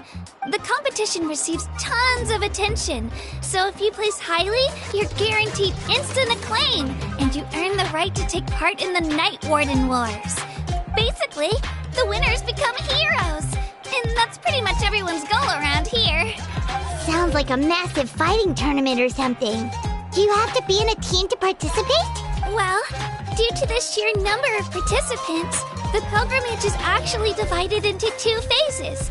Phase 1 is a team competition. Usually an ancient name bearer serves as the team captain and leads their team in various battles around Natland, with the goal of capturing Sacred Flame. Oh, and an ancient name bearer is just someone with one of those titles I mentioned earlier. Someone like me. Once the team competition is over, the participants from the winning teams qualify to take part in individual one-on-one matches. Yeah, the skill seems pretty huge. Wait a minute. If ancient name bearers lead the teams, that means you must be a team captain. Sure am. Although, I don't exactly have any team members anymore. The key to winning is in the strength of the team captain. That's what everyone says. But, the difference in strength between bears can practically be night and day.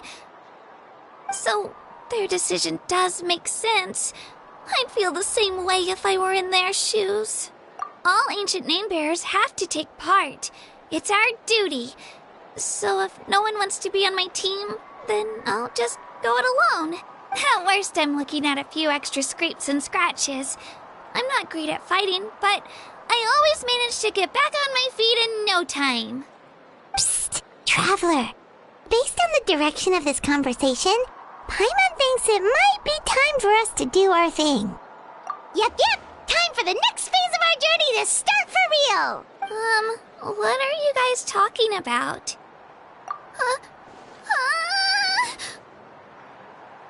Sorry, didn't mean to freak out on you. I just, how should I put this? I really appreciate the offer. That's so unbelievably generous of you. But only people from Natlan are allowed to take part in the pilgrimage. Oh, Paimon thought we could just join your team and fight our way to the top and then become heroes. It's alright. Really. I mean, no one's ever offered to join my team before. Really? We're all usually on good terms, but whenever pilgrimage registration rolls around, it feels like everyone starts avoiding me. They don't make eye contact or bring up the pilgrimage. It's like they're afraid I'll ask them to join my team. I probably don't even need to explain the reason. I'm too weak. It's pretty obvious there's nothing to gain from being on my team. That really doesn't matter to you? Oh, don't you worry. The Traveler's strong enough for the three of us. Gods, dragons, giant narwhals. She can give them all a run for their Mora. Oh, I get it. You were able to overlook my lack of strength because you're confident in your own skills. That's right. We always try to help people out during our travels. That's what makes a true adventurer. A true adventurer. You guys are really special. You know you're strong, but you don't take yourselves too seriously. That's exactly the kind of person I want to become. You're planning on staying in Natlan for a little while, right? Mind if I try to learn from you while you're here? Learn from us? Yeah, you know, like a disciple or a sidekick. You don't even have to teach me anything. I'll just observe. I promise I won't be in the way. Besides, I can take you to see the sights and introduce you to Natlan in the meantime. What do you think, Traveler? Seems like she really looks up to you. Oh, right! Didn't those people from earlier say the registration period was about to end? You don't need to focus on finding new teammates? Don't worry about it. I wouldn't be able to manage it this close to the deadline anyway. I lose all the time. I'm used to it. Everyone around me is used to it. So it's fine. No one expects anything out of me. But if I manage to learn a thing or two from you, I might just pull off a win next time. Thank you! Who would have thought I'd get the chance to meet such impressive adventurers? Today must be my lucky day. Well, come with me, you two. I'll show you where I grew up and introduce you to our tribe, the Children of Echoes. Hello, I'm Kachina, a member of the Children of Echoes. I adore green fruits and would love to become more strong, even though I'm still not much of a fighter. I should probably save all that for later, right? Then, are you hoping to go somewhere? I'm pretty familiar with these parts, so I can show you the way.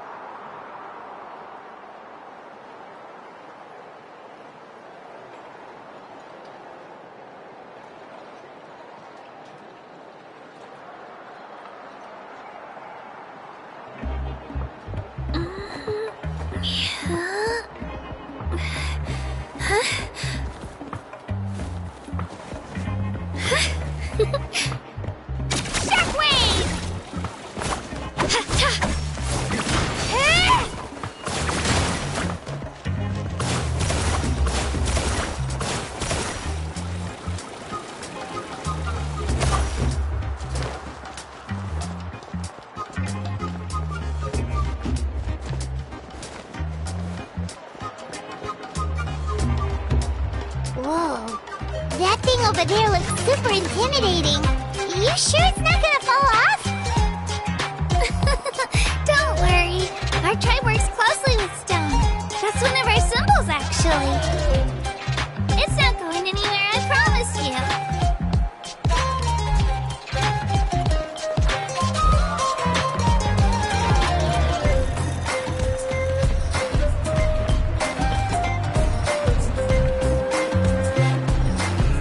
Many of our tribespeople love music and dance. They have an amazing sense of rhythm. In the past, Outlanders have come here just to study our culture and exchange views. My parents wanted me to learn dance, but I wanted to become a warrior instead.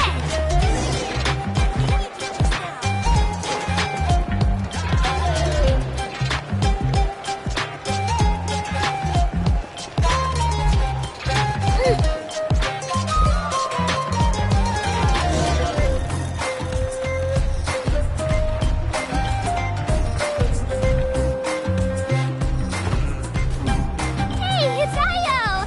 Come on, over here!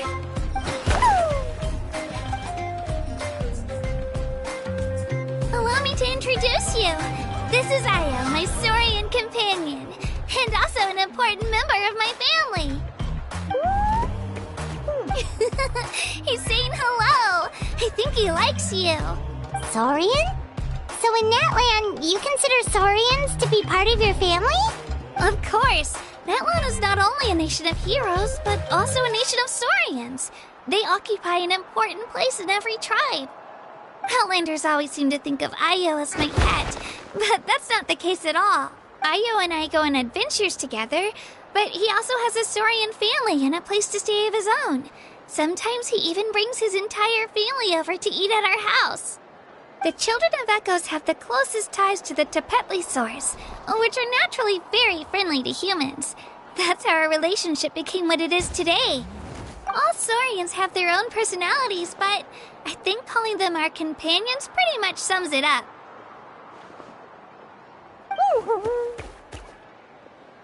See? Io agrees with me. Oh! You're here too! No way! You have a Saurian companion too! Oh, what a sweet little thing! I think your friend here will get along with Io just fine. Alright, you two go have fun. I've got some important business to handle, and then I'll be right back. No mischief, okay? And you better not go leading your new friend astray, or I'm telling your parents.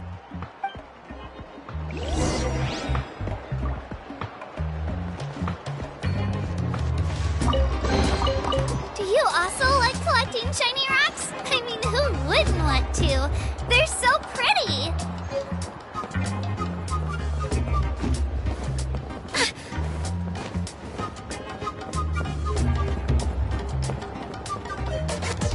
This is the most cherished and most sacred item in our tribe. It symbolizes the Wayab that protects us and grants us blessings. Wayab? Is that a god of some sort? Sort of. We believe the Wayab dwell beneath the earth, while the Pyro Archon hails from above. We hold regular gatherings here, actually. Our chief recounts and interprets dreams relating to our Wayab to decipher its will.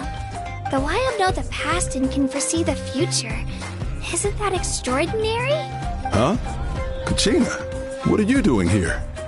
Chief! Oh, let me introduce you. This is Pakal, the chief of our tribe. Chief, these two just arrived in Natlan. They're super accomplished adventurers, and they're letting me stick by them so I can learn a thing or two.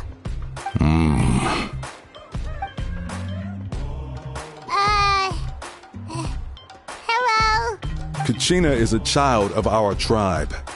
Her safety is my responsibility. So I'll just come out and say it. I don't know how you met her, but I'm going to need you to prove your identity. Whoa! There's no need for that, Chief. They're good people. I can feel it. A feeling isn't going to satisfy your parents, Kachina. How about, we show you our adventurer handbook? It's where all our previous travels are recorded. The people who belong to the Adventurers Guild are kind of a mixed bag. I prefer something more reliable. Huh? You're the traveler. And you're Paimon, her familiar. Paimon is a guide! Jeez, these rumors are getting out of control. Well, okay, maybe this one's not that bad. It does make you seem super powerful and mysterious, Traveler. Wait, is there something special about those names? You haven't heard? Nope. Learn well from her, Kachina. It's unlikely you've ever had a teacher of greater merit. Really? To earn that kind of praise from the chief, you guys must be even stronger than I thought. Apologies for not trusting your word. Oh, don't worry about it. You were just doing your duty. Well, Kachina's still young, so you can never be too careful. As for you, Kachina, isn't registration about to close? Why haven't you headed out yet? Don't worry, Chief. I told my teammates to go ahead. I'll catch up with them in a bit. I may not be much of a fighter, but I am quick on my feet. Kachina's trying not to worry him, huh? I see. Well, I hope I wasn't interrupting anything just now. If I did, just tell me where you left off, and I might be able to help with the explanations. Let me think. I told them about the Wayab, so now's the perfect time to dive into ancient names. Good thing you're here, Chief. I don't think I could explain it very well. Oh, right! That word kept popping up in our conversation earlier. So what does it mean exactly? Well, Natlan is a nation of heroes, whose valiant deeds are preserved and passed down over time in the form of stories. You can think of an ancient name almost like a label for these stories. By mentioning an ancient name, we remind ourselves of the epic sagas of heroes past. For example, the most famous bearer of my ancient name fought in 27 Night Warden wars. By the time he fought in his last one, he was already over 60 years old. Even though he wasn't quite where he used to be physically speaking, he still managed to achieve top rankings during the pilgrimage. Impressive, right? Ancient names allow us to preserve the stories of the past. But they're also much more than that. Think of an ancient name almost like an heirloom passed down from generation to generation. Do you have your stone on you, Kachina? Of course. Here, take a look. Whoa, that black stone looks so mysterious. It's like there's something shiny inside it. The Wayab decide who is deserving of inheriting an ancient name. Once a successor is selected, the name becomes theirs to bear, and their deeds are then preserved within it. As time passes, ancient names come to represent the heroic deeds of more and more bearers, and their value becomes even more profound. In turn, the accomplishments preserved within it serve as an inspiration for the next generation of successors. Just like me.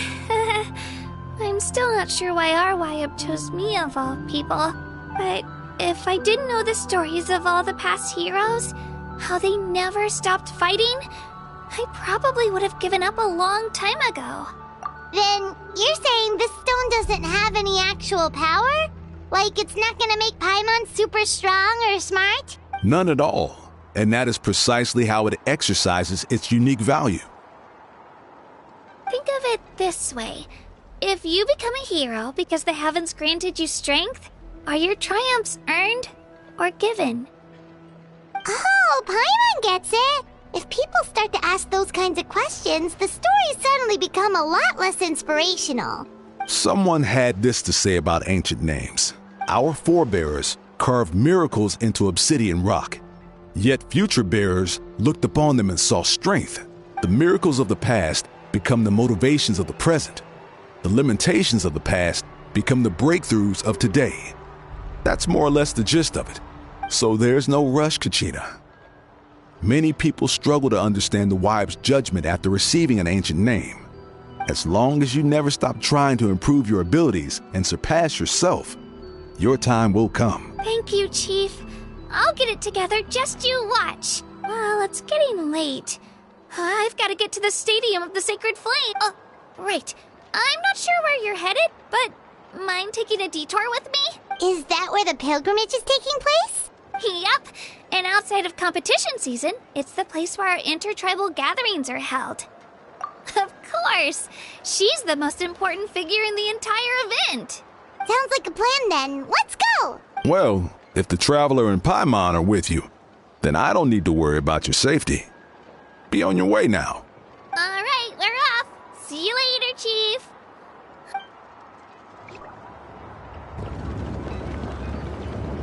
I got so carried away just now, I didn't consider what would happen if our destinations were different. Luckily, that's not the case. Or, well, I guess we just have to meet up after the tournament. You sure it's okay you didn't tell the chief about your team? Chief Pakal's a really nice guy. If he knew the truth, he might even ask to join me. But he's not as young as he used to be. And he's got some old injuries that still bother him. He's not cut out for any more attempts. He'll find out what really happened when he sees me compete. I'm sure I'll get an earful for lying, but this is for the best. Yeah, your teammates left you high and dry and you made sure they didn't feel guilty about it. It's not their fault, really. The pilgrimage is extremely important to the people of Natlan.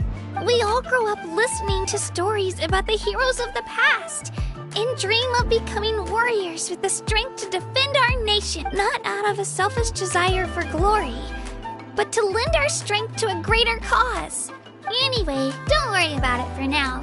Once you witness the spectacle for yourself, maybe it'll all start to make more sense. It'll also be a great opportunity to experience our culture and history. Alright, time to leave our settlement. Let's head that way. Our last stop, the Statue of the Seven, is also in that direction. Let's go!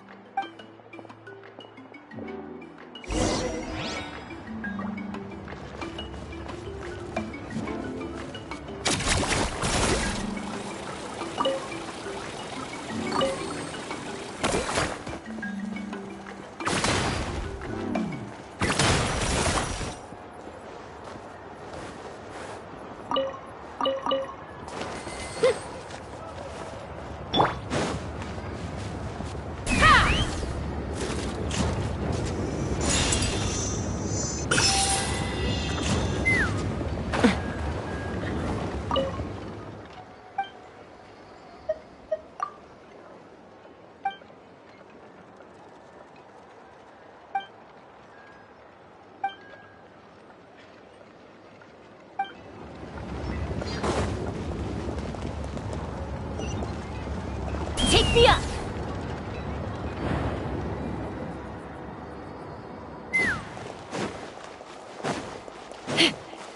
Right here!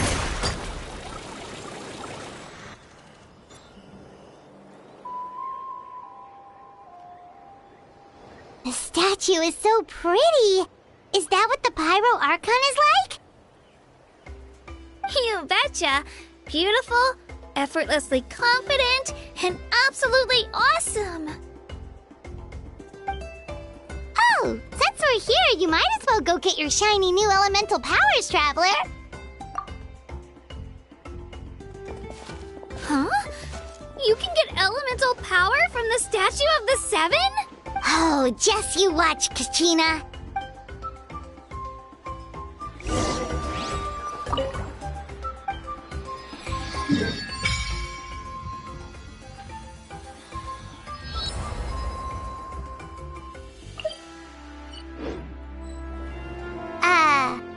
Huh? That's not right. Is the statue asleep or something? Huh. Shouldn't you be able to shoot fireballs or summon flame pillars by now? Strange. Must be something unique to Natlan. Sorry, Kachina. We got your hopes up for nothing. No, it's alright. If anything, I'm even more curious now. Were you really able to gain elemental powers just by touching the Statue of the Seven? That's something only vision bearers can use. Could you show me? Only if you want to, I mean. No pressure. Take it away, Traveler!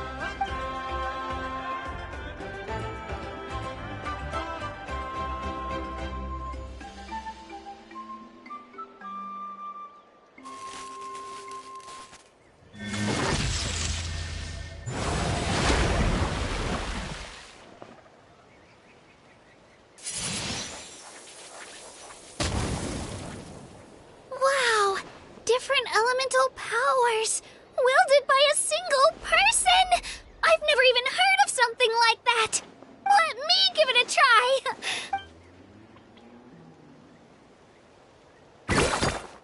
Nope.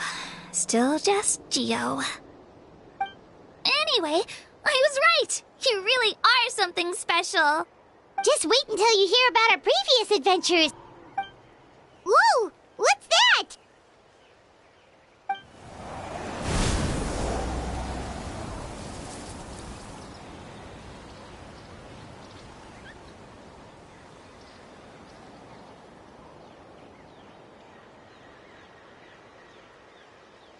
Oh, that's a cuckoo soar. They fly high and fast, and they're always full of energy. Paimon already made the connection, Traveler. You don't have to imitate her. Oh, before I forget, we've got a pretty long trek ahead of us, so here, take this. They look like shiny little gems, don't they? Don't be fooled, though. It's actually candy. My mom made them. I always bring a few when I know I'm gonna be out and about for a while. A little boost of sugar can really come in handy in a pinch. Woo! Paimon loves candy. Thanks. My pleasure, my pleasure. I've got all sorts of bits and bobs on me. I'm sure they'll come in handy at some point.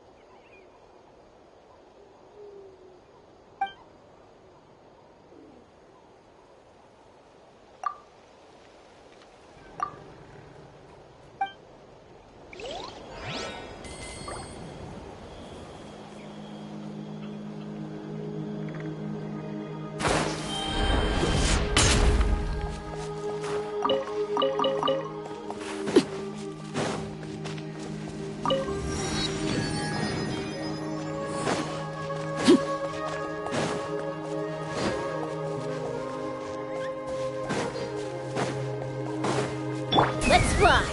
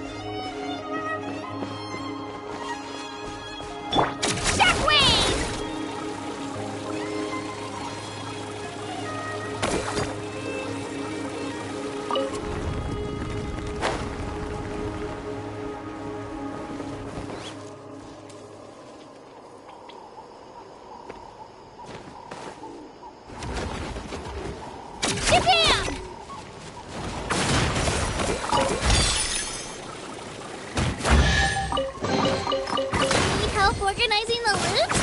I'm an expert!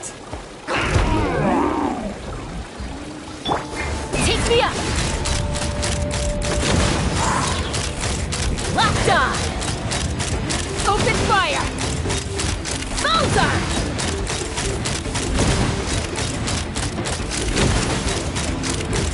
Locked on! Locked on!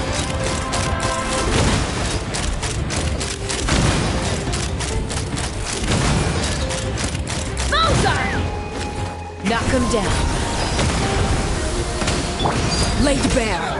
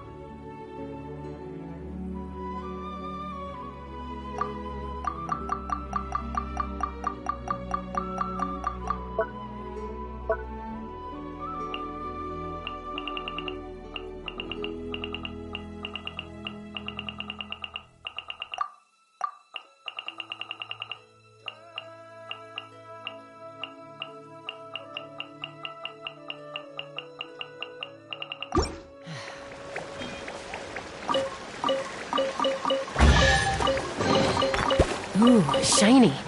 It's so pretty.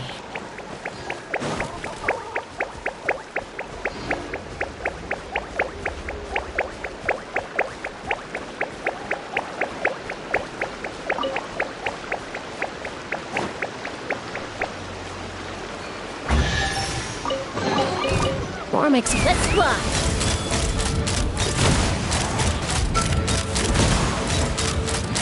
Bullseye!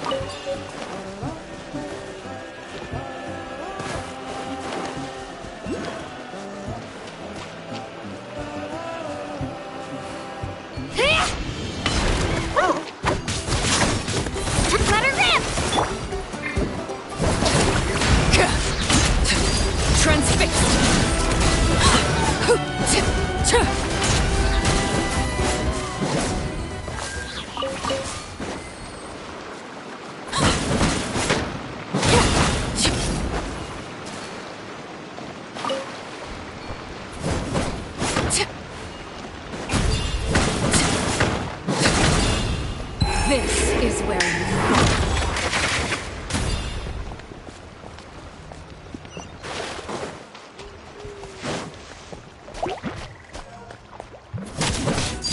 laid bare.